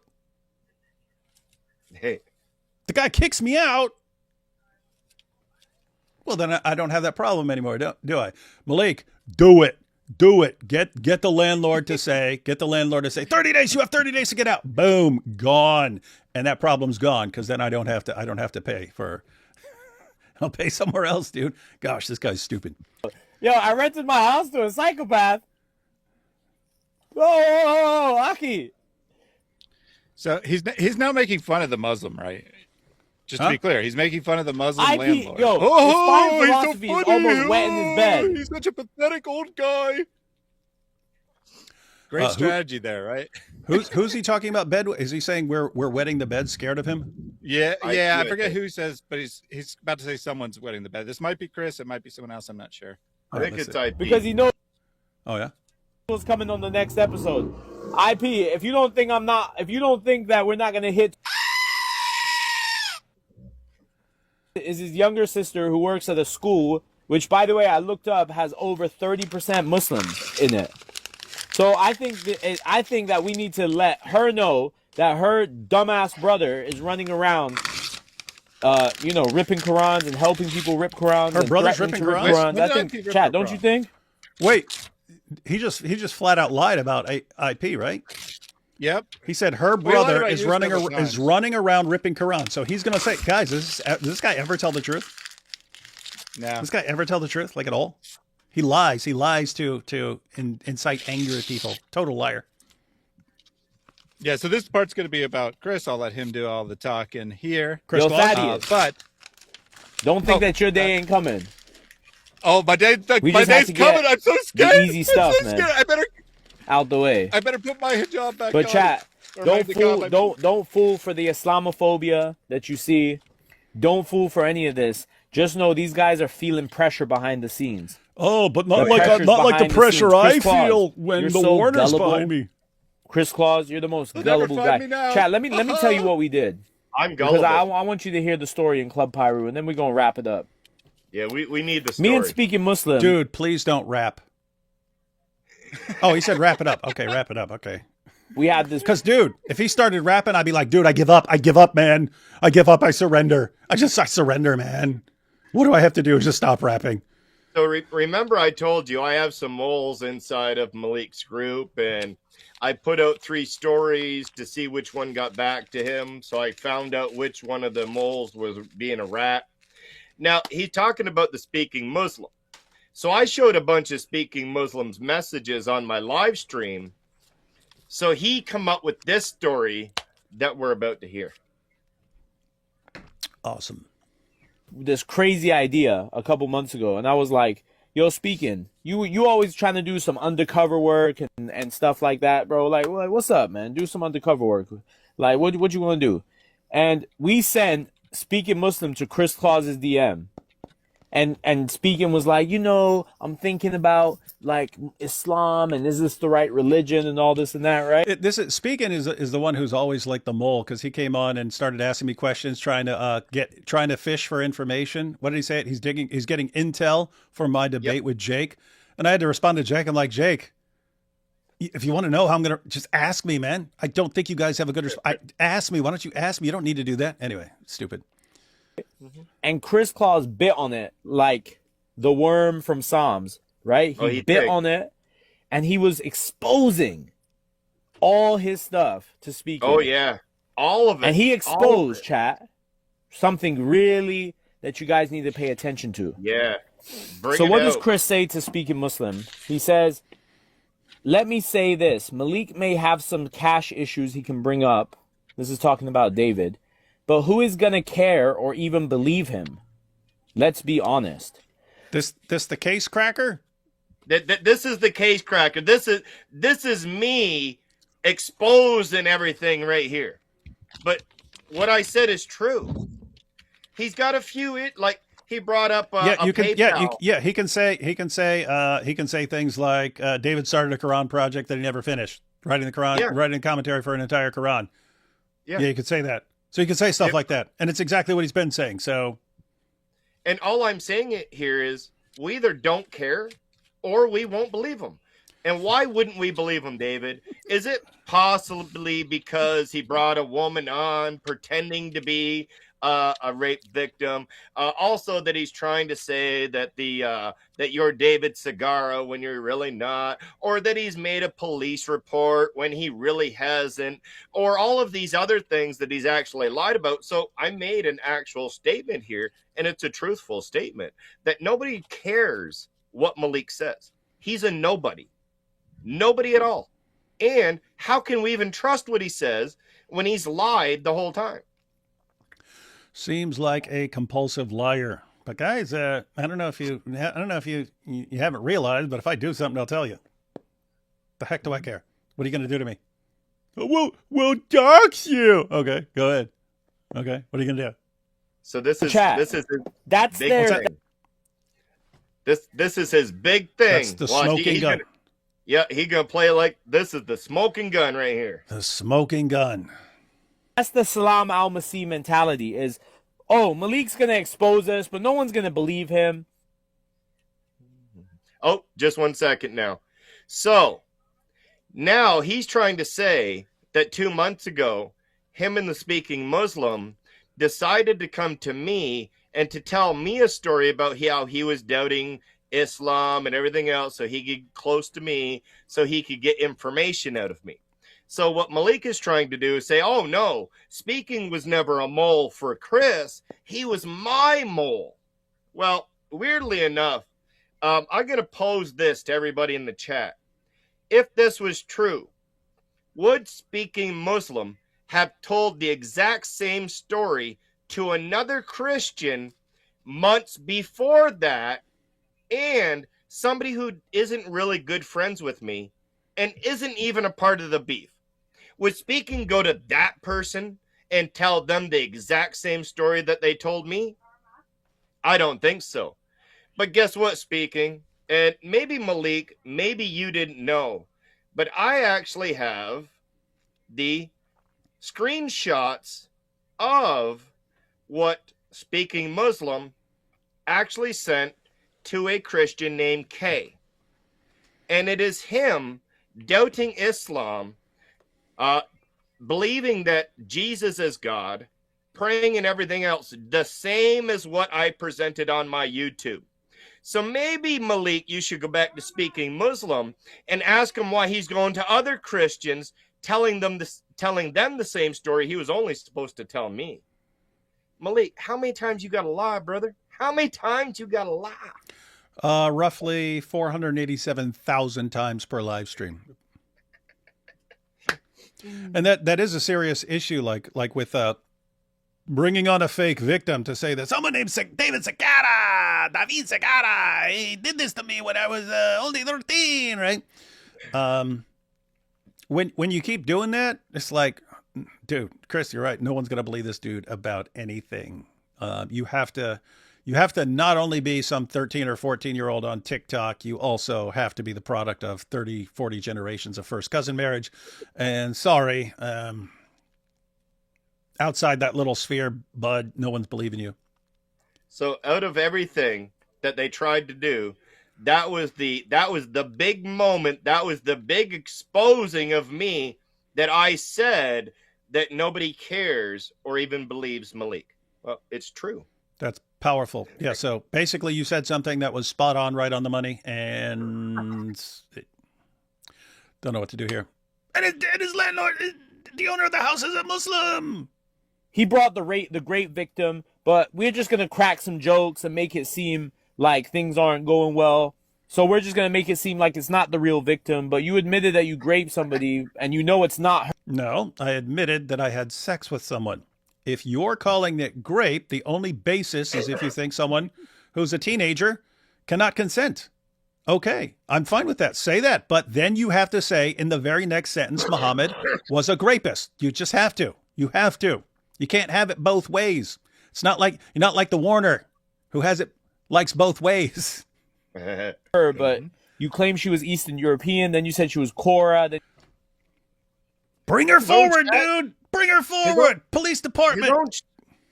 His own chat said that. What? His own chat was accusing him of lying. Yeah. Like, yeah. So guys, you guys are saying it was Cora. You're saying you guys are saying it was Cora. I didn't say. I have zero clue who Cora is. Zero. Zero. Your fans started saying, that's Cora. That's Cora. That's Cora, the voice changer. Yep. You said she was Tina. Then you said it was Central's sister. And then you made it seem like, oh, she's Eastern. All of those claims came from Tina. Who is Tina? I don't even know where that came from. I've never Tina's the girl. Tina's the girl that he said that he sent $1,000 to and faked the receipt. So that's the Tina that he's speaking about. Well, it wouldn't be her because she don't like him. Yeah. So, so I mean, just think about this. He has some obviously fake interview, and his people in his chat are like, okay, this is obviously someone you know, and so they go through who this could be, and he says, we're saying this. European and your own fans do not trust you, dude. What does that say about you? Eastern European can't be in Virginia, but the truth of the fact is everyone knows that person was English. Spoke perfect English? Better English than David. She was English? She spoke perfect English, David. Every person who speaks English talks she had about an reaching your accent. hand up your skirts. She had an accent that was not a Virginia accent. So you'd have to explain that. You'd also have to explain why my name wasn't David Wood. Oh, Giant Dog, if you don't think your YouTube channel is coming down in the next couple weeks, your YouTube channel is coming down again, buddy. Couple weeks. Giant Dog, your YouTube channel is coming down. I promise you, your YouTube channel is coming. Nothing can stop me. It's all the way down. He Your promised. channel's coming down. I haven't even got around to it. Giant Dog, your channel is coming down. He hasn't got around to it yet, David. Believe me, you're gonna start again. He's busy. He's busy. What do you mean she did? What do you mean she had an accent? My thing is this: do people from Virginia have accents? Yeah, Virginian accents. Yes. And let me you know, I'm from California. Like, correct me if I'm wrong, but is there only like white people that live in Virginia? I don't get it. Wait, she's not white? Like, even if we're to say that. And by the way, they're going with this whole David Segarra thing. They lied about it as well because the girl on the phone said, "I knew him." What'd you say? We said that she's probably from Europe, right? Eastern Europe. That's white by most people's definition. Yeah, and I could. There's some sort of slight accent there. I wouldn't know Eastern European from Arab or something like that with that accent. Just doesn't sound like someone from Virginia. David, but I didn't know his last name was Wood, right? Whoa, did you just hear that? She said, "Oh no, I didn't know his last name was Wood." Not what she said. She said his name was not David Wood. Yep. Mm-hmm. Because that's when they were going with this. I got it. Now he's lying again. Dude, you're lying again. We got you recorded, you little liar. Yep.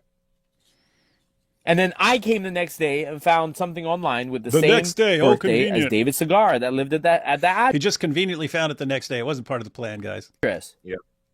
Right? So they're saying that the girl said, "No, it's not David Wood, it's David Segarra." But no, she saw a picture of you. She knows it's you. She confirmed it was you, and she filed a police report. She filed a police report. Like 18? Yeah. Yep.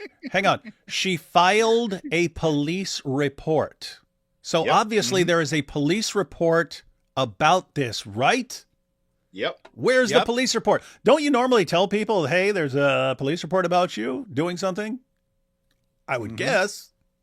I don't know. Well, to the landlord, he said a police report was filed, that you're under heavy investigation currently, that the police are investigating this matter, taking it very seriously. I just want you to be aware that he might be arrested at any time. And is any of that just true? Digging himself in. He's following the Uthman script, right? Just dig yourself deeper and deeper. And also just like, I mean, what guys, what happens a month from now, 2 months from now, 3 months from now? Oh yeah, the police report. Oh yeah. Is he still going to be going? Like, does there ever come a time when you need to back something up? Not in the Warner sense, but. And that's what I said too on my live stream when I did the, when I did the "is it fair" type thing. I just said to Malik, if you do not present the police report, then your own fans will know you're a liar. So Malik, I will say it again. If you cannot, by Tuesday morning, present a police report, TikTok. Why should any of your supporters take you serious anymore?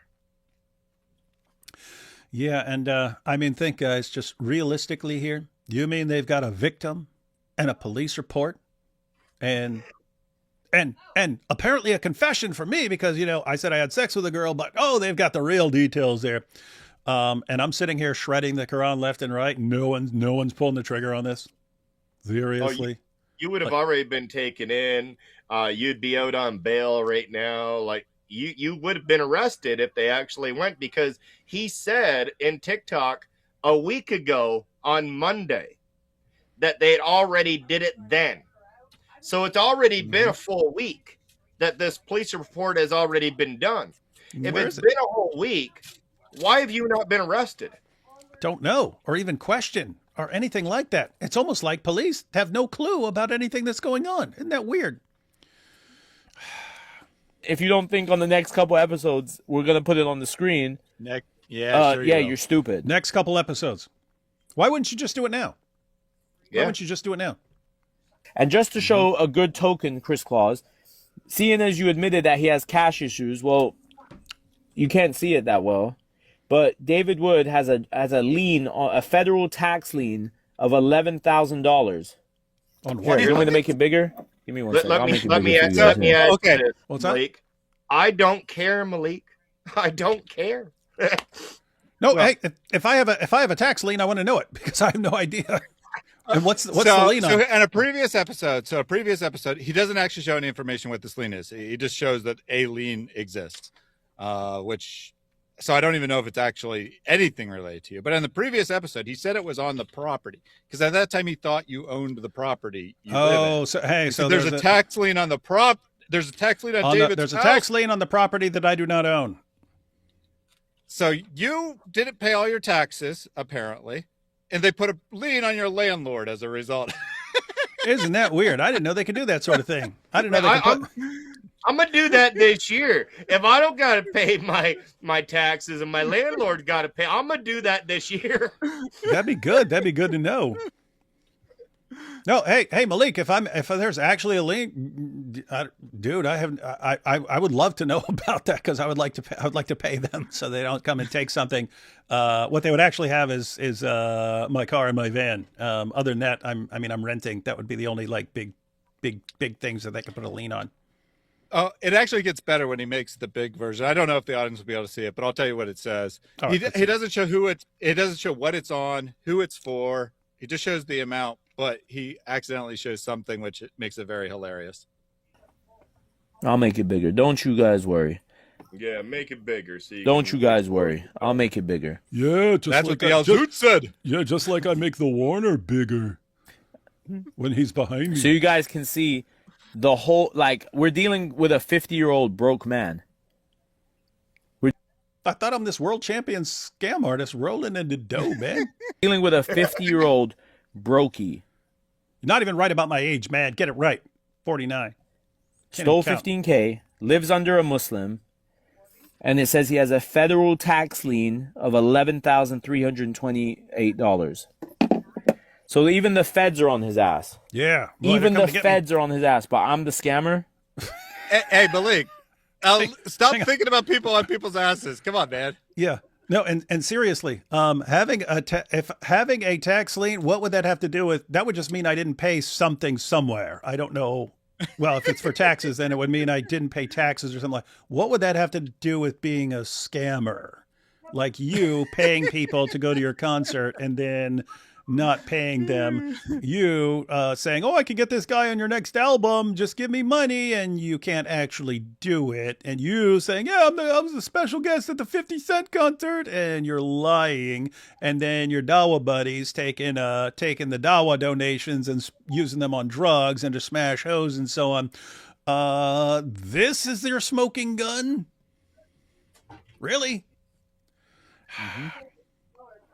All right. So sorry, if you could just rewind it like 1 second so that the image is on the screen. I have confirmed that it is big enough that the audience, if they zoom in, can see it.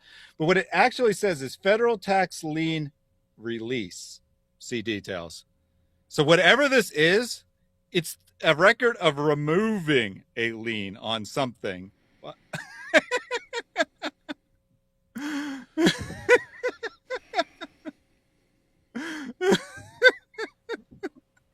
He can't, man.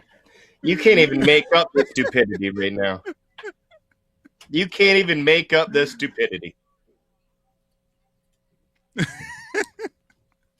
Stole $15K, lives under a Muslim, and it says he has a federal tax lien of $11,328.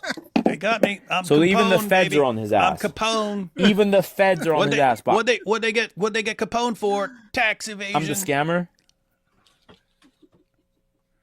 I was going to expose James. Uh-oh. Let me bring to you a bigger problem, and this is for all the debaters in the community. This is a big problem here. Bigger problem. So modern day debate is their go-to guy for debating, right? He's their go-to guy. And look, what did he write in the chat? Mr.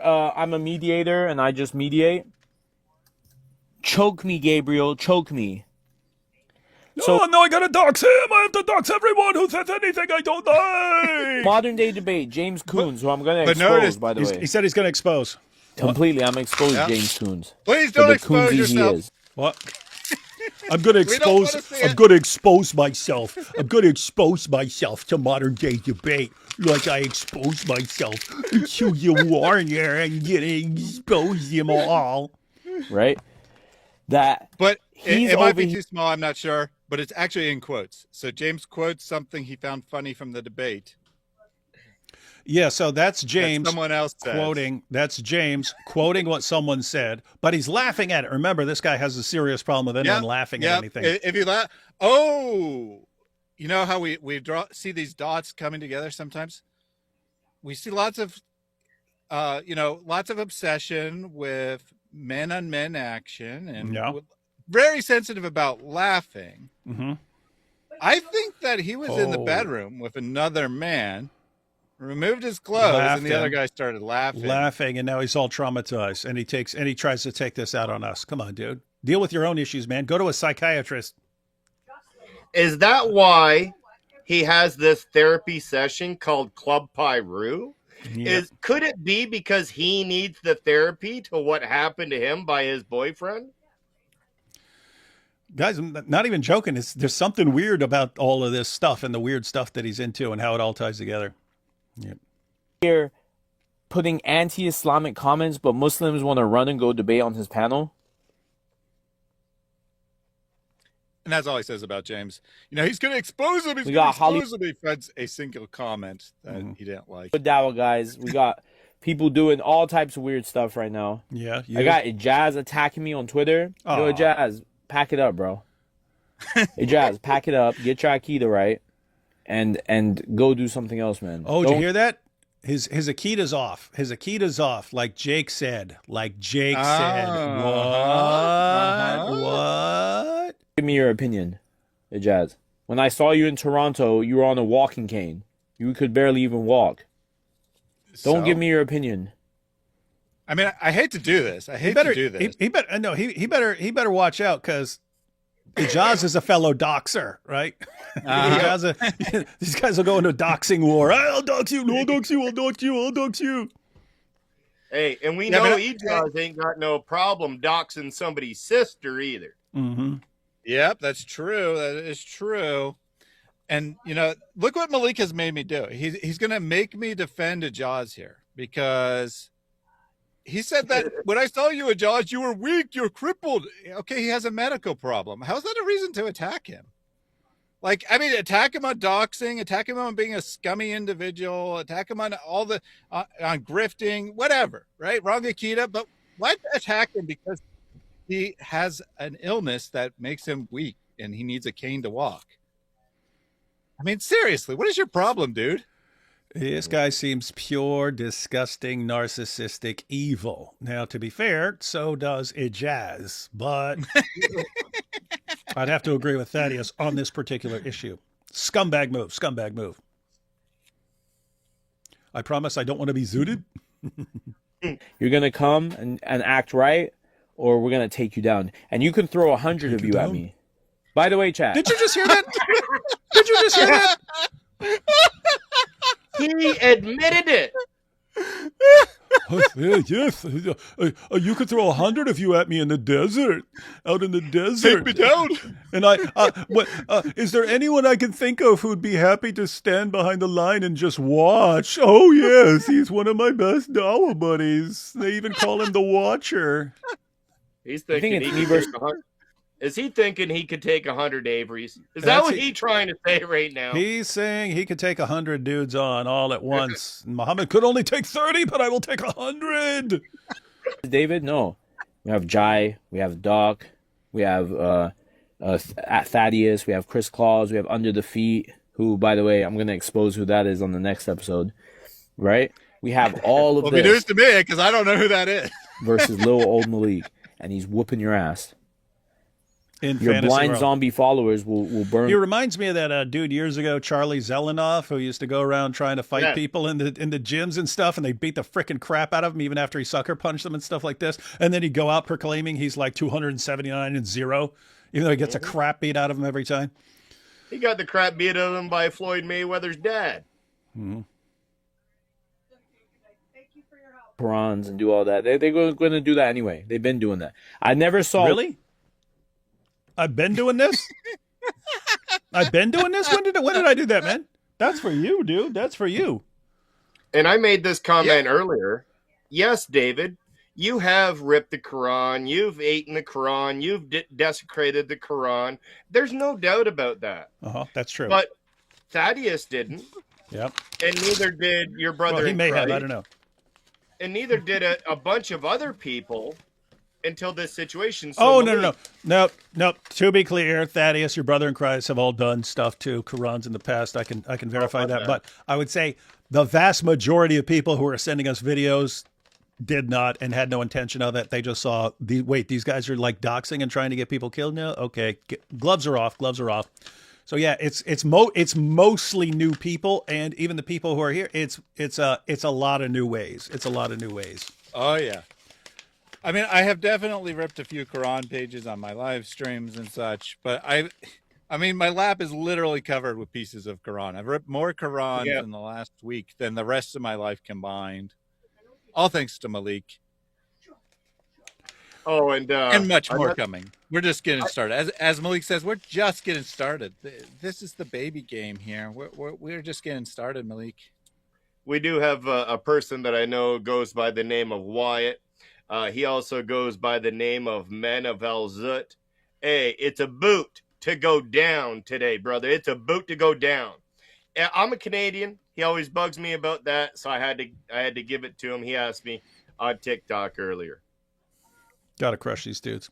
One of the Twitter pages I clicked on that he wasn't already an Islamophobe. He wasn't already doing stupid things. Yeah, but was he already ripping you're the bringing Quran? Christians that like loved Islam. I mean, obviously David's fans are against Islam, but were they already ripping the Quran?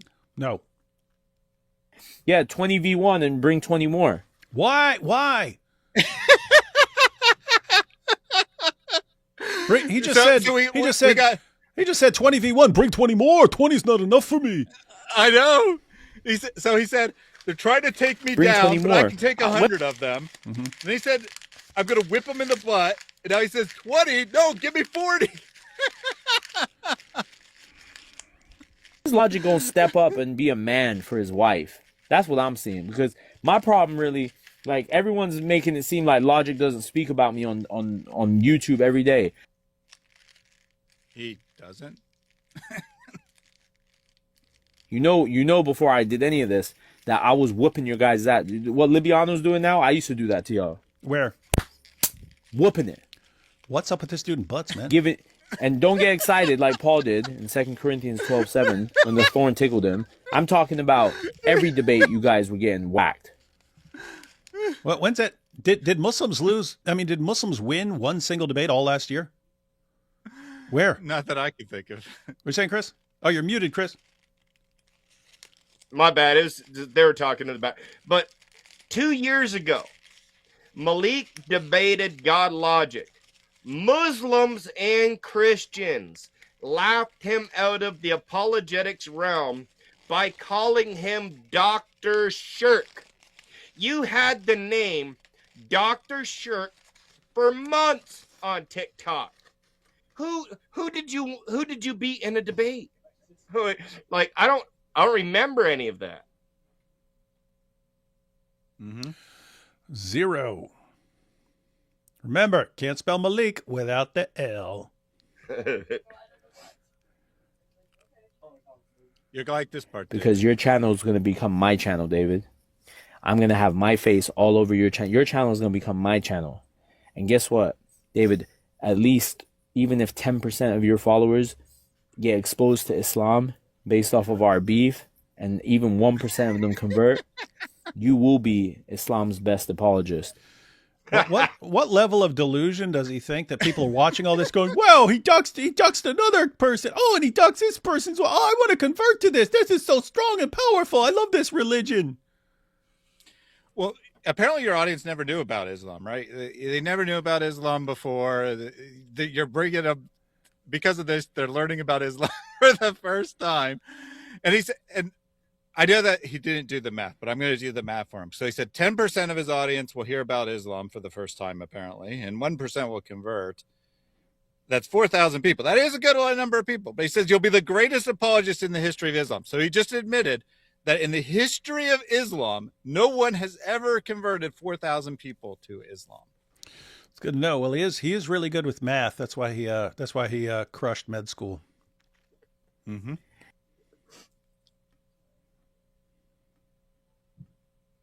You claim that you're trying to teach me to not do something, but you're only making me, it's only going to get worse. So your strategy ain't working. Scared. Yeah. Scared. No, dude, let me break this down for you. And I say this because you use a similar tactic, but you're just stupid. So you're stupid. But most of the Dawah guys and Islam in general, it uses two tactics that would be, they can be teaching tactics, but if they're used for manipulation, they're manipulation tactics. So you guys use positive reinforcement and punishment. Those are generally the main two tactics of Dawah guys or Muslims in general. Someone does what you want, you shower them with praise, attention, everything else, and that encourages them to do it more and more and more. If someone does something you don't want, you punish them in various ways, threatening, doxing in this case, things like that, right? So that's what most people use, right, as manipulation tactics. I prefer a combination of what's called intermittent reinforcement. That's where it's kind of random what happens, and what's called traumatic one-trial learning, where you traumatize someone over some action that was taken so that their brain become hardwired to be terrified of something. Now, the difference is I will do this with an entire community. I'll do this with an entire community. So the longer you keep this up, the more the more people it will reach and the more the community will be aware of this.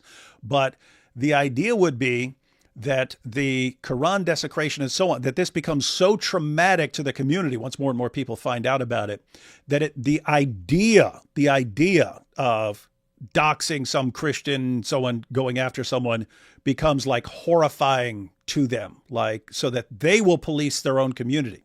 That's what I'm doing. You're just a pawn, dude. But I'm saying you have a similar mentality in the sense that you're you try to traumatize people, but you just do it with individuals. You're trying to traumatize me right now. Good luck with that, dude. Good luck with that. I've never been traumatized once in my entire life. No one has even come within 1 trillion miles of it, but you may be the one, dude. You may be the one. So anyway, with the Warner, when he called you a Mossad agent and stuff, you try to traumatize him, just terrify him. So you have a similar idea, but again, you're an idiot. You're an idiot, right? And you constantly discredit yourself with all the lies you're making up. So anyway, that's what's actually going on. You are a pawn. You are a tool in all of this. The longer you keep it up, the more traumatic it will be, not just for you, for the ummah, for the community, and future people who ever get the idea. Because keep in mind, after Muhammad Hijab pulled that stunt, I'm going to go after their wives. We started eating the Quran and so on, Quranagami, all that. Guess what? Muslims didn't try that again for years. It was do not do this. Do not do this. But you, tactical genius that you are, come along. I'm going to do that again. I'm going to do it, but I'm going to do it even more. Okay. So what traumatized them several years ago with Muhammad Hijab is going to happen way more now. Guess what, dude? You'll either back off or they will make you back off at some point. The ummah will make you back off because of what you're causing. And guess what? They don't care. But I saw David's landlord. That's so powerful. Look at what you're causing over here with all this Quran desecration. Look at this. Stop this.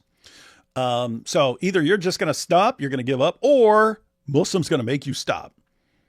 But by that time, the longer you keep it up, the longer you endure, the more traumatic it will be for the ummah, and the less likely someone will ever pull this stunt again. That's the actual reasoning in all of this, dude. So quit thinking that this is about you. You're a pawn in this dude's game. Anyway. You're only going to keep exposing more and more and more Christians. And I'm going to keep doing it. And by the way, know this. No houses yet. No job calls. I'm just warming up. Just getting warm. I'm going to expose every single Islamophobe on this app, Even if I have to call your mothers. Piss on your dead grandma. My mother's well aware of what dirty I'm whore. doing, This Malik, dude just so doesn't you even know my mom's dead? What? What? He knows my grandma's dead, but doesn't know my mom's dead? How long you been looking into me, man? Come on. Be more careful. I really go to your mommy, discipline you, tell you to stop. Yeah, just so you know, Malik, I am the oldest member of my bloodline. Everyone else gone. And I hate to say it, Malik, but if you somehow were able to speak to my mother, you would not want to call another mother after that one. Because you think I'm bad when it comes to Islam. Oh, you don't want to hear that lady's mouth. Oh, and she'll give it to you over the phone, too. She'll tell you exactly about Aisha and Muhammad. She'll let you have it, and she won't care. All right, last few seconds here. Let's see what he's got. Last chance, Malik, last chance until your next live stream when you say a bunch of other stupid, idiotic stuff. Oh, and you said to come after Reed. Reed died a Muslim. I'm not going to come after your son, Reed. He died before puberty. He was a Muslim. No, it was after puberty, dude. So, what now? Club Pyru every day. We're going to come back to back. And we're going to make this happen every single day. Back to back. He was 15. Now you're saying 15-year-olds haven't reached puberty? And I was old again. Until these guys squeal like the little dogs they are. Until we squeal like Dr. Maloink, Dr. Maloink the Quran pig. We go squeal. It is funny that a snitch is talking about squealing. Yes, it is. Okay, last couple seconds, only like 8 seconds left. Anything else? And chat, I'm thinking about booking the flight to Houston. What do you guys think? Put a 1 if you think I should book a flight to Houston. Although it's good this time of the year. Although I'll be impressed if your boy Jake doesn't back out. Oh man. Hey Chris, I don't know how long you normally go live, so if this is super late for you, my feelings will not be hurt if you cut out. No, yeah, I was going to actually cut out. But before I do, David, I want to thank you and Thaddeus for inviting me to come on again. If you do any more Dawa drama like this and you want to bring up a Malik video from TikTok and you want to have me up here to give my input, I'd more than welcome to come back and do that again. And also, I did start a Give, Send, Go for myself so that I could get security cameras and whatnot. I do work 50 to 60 hours a week because my wife did have surgery, so she's off work right now. So I got to pick up the pace a little bit for being at home, right? I am the husband, so I've got no problem with that. But I'm not home most of the week. So getting the cameras and the security system set up would give me peace of mind while I'm at work that my wife and my 5 children would be safe. So I did put that up. It's on my YouTube under my posts if anybody wants to help out. All right. And if I don't get to that this week, next week we will definitely make sure everyone who is interested in upgrading their security will be able to upgrade their security for the Dawa guys. In case Malik magically has one fan anywhere ever who's not the biggest coward on the planet. I'm not even sure he has a fan that's over the age of 18, to be honest. I think they might all literally be children.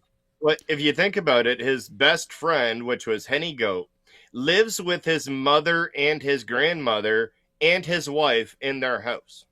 So I'm just saying, that's the type of friends that he truly has. But with saying that, guys, salam alaikum, God bless, and you guys have a wonderful night. God bless. Catch you later. And his other fans, each one of them lives with his wife and first cousin. Mm-hmm. But it's just one person. In Curry Place. Oh, already read that one. Let's see. Hang on, trying to figure out where I laid off. Let's see. Oh yeah, 30 steaks, 1 Quran. That is good math. D Wood, please make a video on protecting Muslims from Muslims. You asked your audience to remind you. I look forward to meeting you at DebateCon. Yes, I will see you at DebateCon. I don't think I will be making that video this month because other stuff to deal with. But yeah, check with me next month on that. Momo was a rapper for the Al-Zut. He was definitely a rapper. Malik knows Warner was trying to join Illuminati because it was how their intimate relationship started. He promised to contact Jay-Z and Tory Lanez. Would not be surprising. Malik said D-Wood crafts narratives that sound good to his followers and that the only way to deal with D-Wood is to give him a taste of his own medicine. Yeah, good luck with that. Malik. Hey, he's welcome to tear up some Qurans for a stream. Yeah. Give us a taste of our own medicine. Malik is scared of both David and IP. You two have nothing to worry about. He's never going to show up to either of your houses. I know. We all know he's a little sniveling little coward. Arab voice. I'm here to expose David Sakata. Yes, I am real. I was born and raised in Bronx. Oh, Arab voice. Yeah. I a Yankee look, doodle dandy. It's Al-Zoop flavored kisses, the famous from last night's stream. Al-Zoop flavored kisses. Why these PDF followers are so dip and stupum. If you want to see the Ben Shapiro Jew horse video he posted, it is now on YouTube, named Me and My Tiny Horse. Maybe we should similar Muhammad AI vids. Yeah, it wouldn't be bad. Yeah, I saw a little video yesterday. You don't bring up Uthman's fake death threat enough. Uthman's fake death threat? What? Oh, yeah. I think at some point he also claimed he had a death threat against him. But I mean, comparison to his other things, that's pretty minor. Lots of people say that. I mean, yeah. Having Malik around is like losing 3 good men. What do you guys do with the paper after destroying the words of Momo? Please consider reuse it for a ranch project or just warm your houses. Yeah, I normally just eventually just toss it all in the garbage. I have piles all around me right now. We know the truth, D-Wood. It's Pamela Sagata. Yeah, they got me. Pam was right about Obama and everyone calling her a conspiracy theorist. With new tech, we know little boy Obama clearly photoshopped his birth certificate. I don't know about that. Never looked into it. Here's $5 for being associated with a Zionist. As your fan, I approve. No, my fans will reject me now. I entered the desert and gained the length of 30 men. Most would pay just to see their face. Most would pay just to see their face. Whose face? Sitting on the side, 327. Moho is performing ablutions after the night of Al-Zut. That's what he does. This Moweekling dude has a room temperature IQ. I'd say sub-room temperature. Thanks, definitely. Maliki, for reminding me to help Giant DOC. Thank you, Malik. You're going to make a lot of Christian apologists very happy in all this. Imagine being related to Muhammad, like being kid of him. Your dad is responsible. Oh, Malik's being related to Malik. Oh, okay, Malik. Being kid of him. Your dad is responsible for largest Quran desecration ever. Or what did I raise up? He's insane. Yeah, going to be a rough future for him. No, Malik thinks a 13-year-old cab go get married next year. No, Malik thinks a 13-year-old... I assume that's supposed to say can. Can go get married next year. Yeah.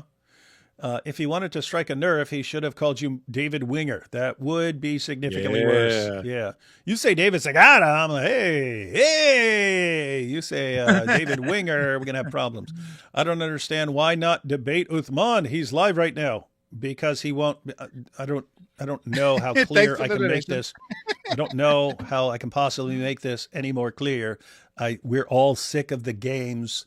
We have all agreed to in-person debates. He backs down from all of them. I said either do an in-person debate or admit that you're terrified of an in-person debate. Then we could talk about going on your stupid platform and so on. Apart from that, no, not interested. Don't care. He's going to keep saying, yeah, they're going live with me. This dude, oh my goodness, why? He's such a pathetic loser. He's second. Sheikh Uthman is second in the world. Guys, just think. How many moderated debates have I been in? Public moderated debates. Over 100. How many have you seen Uthman in? I've never seen him in one. And he keeps going around running his mouth that everyone else is scared of him. I'm about to debate at DebateCon. AP's about to debate at DebateCon. IP's about to debate at DebateCon. GodLogic and IP just said, we will go to you for a debate. You said you're free. He won't do it. He won't touch it. And we're supposed to go onto his little live stream where he's got the mute button. No, not interested in. Guys, how many people's live stream, how many Muslim live streams do I call into? I'm not interested. If you want to debate, name the time, name the place, we'll debate. You want me to call into your live stream? I'm not interested, guys. I'm just not. Oh, it's pathetic, man. We are Arabs. We don't know who our father is. I wish Nabil was still here to continue the war against Islam. Forgive me if I misspelled his name. You didn't, loved, yet sorely missed. I'm working on a Quran art project, the pop-up Quran. Nice. I was afraid that I wouldn't get to do it in time. I am relieved to hear that I've got the rest of the year to get it done. Praying for you all from Australia. Malik's not going to last the rest of the year, guys. Start a GoFundMe, David. We'll buy you a house. I am apparently going to need to move at some point. We'll see what happens. Hey, his parents are probably funding illegal activity by getting this information on you. I know you said you didn't want the police involved, but that is deeply unfair. Well, he's breaking so many laws in this that, yeah, police are going to end up getting involved. Because guess what? When you're going after everybody, people are going to respond in different ways. You see how I respond. Other people will be like, what? Okay, yeah, police. Yeah, here's what he did. Or lawyers just sue the crap out of him. So, yeah. David will live in a mansion by December. You guys are great tools for God. Yeah, and Malik is a great tool as well, just in a completely different way. Use Quran as a barbecue paper wrap for smoking purposes. Yep. I live in Williamsburg, Charles City, and New Kent counties in Virginia, and that is not a Virginia accent. Thank you. We all know that. Police lose reports all the time in Sharia crap holes. He's playing to his audience. Yeah, apparently this just got filed, so, I mean, should be there. Aside of me organizing files, illegal if gave false info to police, misdemeanor penalty of 6 months and fine. Cyber crimes are added after police report. Malik has all the symptoms of desperatitis. Yeah, guys, don't forget the main reason for all of this is he's being used. All his snitching is being used to destroy the dawah. He's trying to redeem himself and show himself useful. Like I'll be the guy who takes out David Wood. That's what I'll do. I'm going to be so strong. And what's he actually doing? Something way worse than snitching on his dawah buddies. Way worse. Way worse. Lack of text interpretation skills remains one of the biggest problems among Muslims. Yep. That's true. Connected to the IQ thing. James Wood, you could file a class action lawsuit. Okay. Have to find out who James Wood is first. He posted your address and threatened that his people will get you. It's time for legal action. Set up a GoFundMe. We'll see what happens. Patience. I still like seeing what people are going to do until they kind of fizzle out, right? Then I make decisions like that. But when they're still going, yeah, keep going. We'll see what happens. We got other priorities right now, right, David? We got other priorities right now. Yeah. I mean, just think. If he just like surrender tomorrow, I'm sorry, guys, I'm sorry. Quran demolition rants next week would be pretty lame, right? He'd already surrendered. Why would we do that, right? If he keeps going and we do Quran demolition rants, why are you guys doing Quran demolition rants? Well, this guy's doxing everyone's families and stuff like that, trying to get us all killed. Oh, okay, cool. Yeah, go for it. Hey, how can I get involved in that Quran demolition ranch? That's what they're going to be like. Exposed, it came to me in a dream. David Sagaro is a time-traveling android. Just admit it. I'm your father. I admit it. Has anyone ever made a Quran with perforated pages? Not that I know of. Riddler question for the diddler. I appeared in the desert and rocked, and sooner left your prophet with his monkey shocked. Who am I? I appeared in the desert and rocked, and sooner left your prophet with his monkey shocked. Who am I?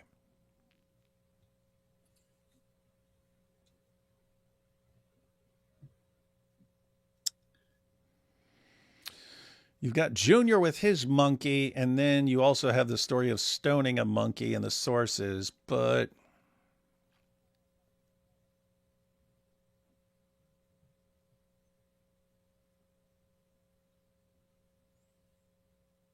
don't know. David Winger. Ooh.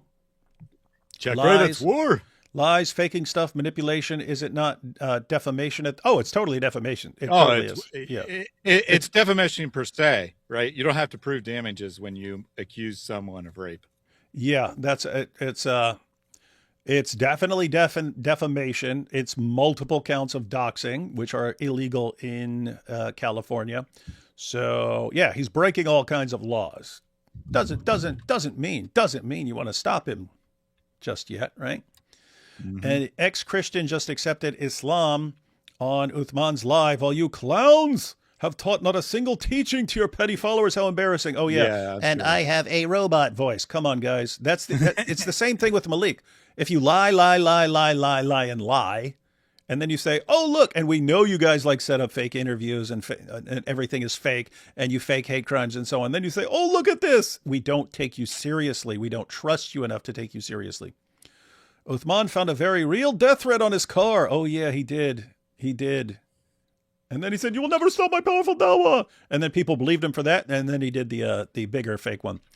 Remember that scenes in The Simpsons where Sideshow Bob just keeps stepping on rakes over and over and over and over again until it becomes a farce? Yeah, it sounds like Malik. Mm-hmm. No comment here, but thank you. And Mormons are just as wrong as Muslims. I don't know. One seems a bit more slaughter everyone in the entire world who doesn't agree with you and subjugate them and so on. All right. Thanks, everyone, for joining in. Mm-hmm. Anything else, Thaddeus? Yeah, so... Final thought. Well, a couple things. So when we're done here, a video is going to be premiering. Hey, I just checked it, man. $30,068, man, over on Giant DOC's fundraiser. Thank you, Malik, for drawing people's attention to that. Very helpful. Mm-hmm. All right. So when we wrap up, a video is going to be debuting on Quran Demolition Ranch, introducing you to the channel, what it's all about. Might find David featured in that video. I don't know. So YouTube channel is Quran Demolition Ranch. It is. Quran Demolition Ranch, everyone. Just setting up for that's just the channel intro, and we're going to have some videos up. But everyone go check that out. Quran Demolition Ranch, the channel. You want to put the link down there, man? Mm-hmm. Want to toss a link in I'll there? post the link here in a second. But my thoughts on today, Malik, bring it, right? I actually didn't put the clip in, but he did at some point talk about, 45 Quran pages, but he really didn't dox anyone successfully, but he attempted to dox 3 people. And then we ripped up another 50 pages today. Malik, come on. Where is this show? Get the show on the road, buddy. We can keep going, right? We can keep going, rip up all these pages. We got lots of stuff, man. We can buy more Qurans if we need to. I got lots of Qurans, and I don't use much of them anymore because things went digital. Now I read on now I read on Kindle and stuff like that. So I don't need piles and piles of Qurans I have. Yeah, so we ripped up 50 pages or 45 pages that first day. I think you might see 45 Qurans going down here very shortly. So you got a lot of work to do, buddy. You got a lot of work to do.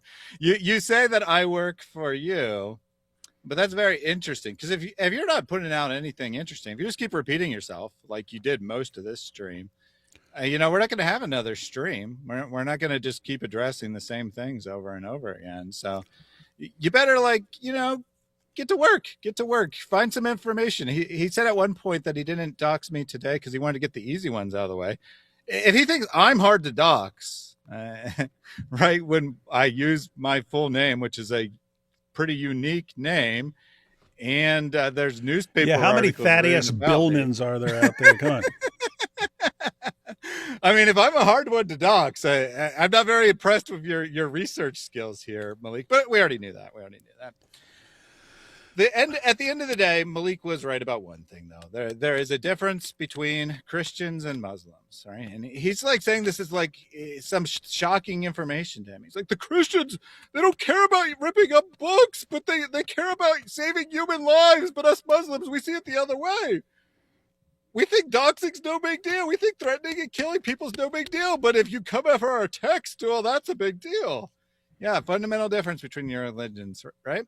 One religion cares about human beings. One religion is about love. One religion is about having a relationship with God. And the other is about violence and intimidation and worshiping a piece of paper because you believe it has God's words on it. Yeah, you know, if you have God, why do you need a piece of paper? And that's my statement at the end of the day. But if you do have God, then you value human beings because they're created in the image of God, and they, as an image bearer of God, they actually have a real reflection of God, not just a piece of paper. Last two super chats here. Are you inviting Valentina Gomez to the ranch? No. Might ask her if she ever wants to contribute to a video, and probably she would. Proud to say I got timed out in Uthman's chat because I kept quoting Bible verses that refuted him. No, that's cool. And a little side note, this is actually funny. I just glanced over at his post earlier from Sheikh Uthman's X page, and he posted, "This is the final opportunity for GodLogic, Sam Shimon, X17." It's the final opportunity. So in other words, I challenge him to debate. So now don't ever ask me again. So this has all been a big sham to explain why he will never, ever debate. Here's what's funny. So he said, this is the final opportunity for GodLogic, Sam Shamoon, X17, Bruce, Sci, Fun, Prophet Arabian to show we not running. He can't even spell. To show we not running. Join live in 2 hours. So he posted that. All I did was comment. And I said, lol, Sheikh Uthman is a coward, and we all know it. We've all agreed to debate him, and he's backed down from every debate. Then he goes live and pretends. It's all a show. I'll be live on my own channel. In the meantime, here are the receipts, and I link to IP's video. Why is this interesting? Well, he has 49 likes on his post, 49 likes. My response comment, just me commenting, 193. What's that mean? So I got 4 times as many likes on mine as he did. What's that mean? It means his own fans aren't even falling for it anymore. They're not. I mean, you obviously have some fans falling for it, but they're not getting excited about this nonsense anymore. They're recognizing, and it's embarrassing. It's embarrassing to take it seriously at this point. So, yep, guys, sorry. He just got dusted. He got ratioed on his own post, and he better get used to it because people are on to him. All right, everyone. Not sure what will be going on tomorrow. If I'm going to be on on AP's channel, we'll see. But I'm sure Malik has more coming, and we definitely need him to keep going at least until we have Quran Demolition Ranch, because it would be kind of weird if he weren't still coming at us and doxing people. But we'll keep y'all updated. Fun times, unless you're a Dawa clown. Catch y'all later.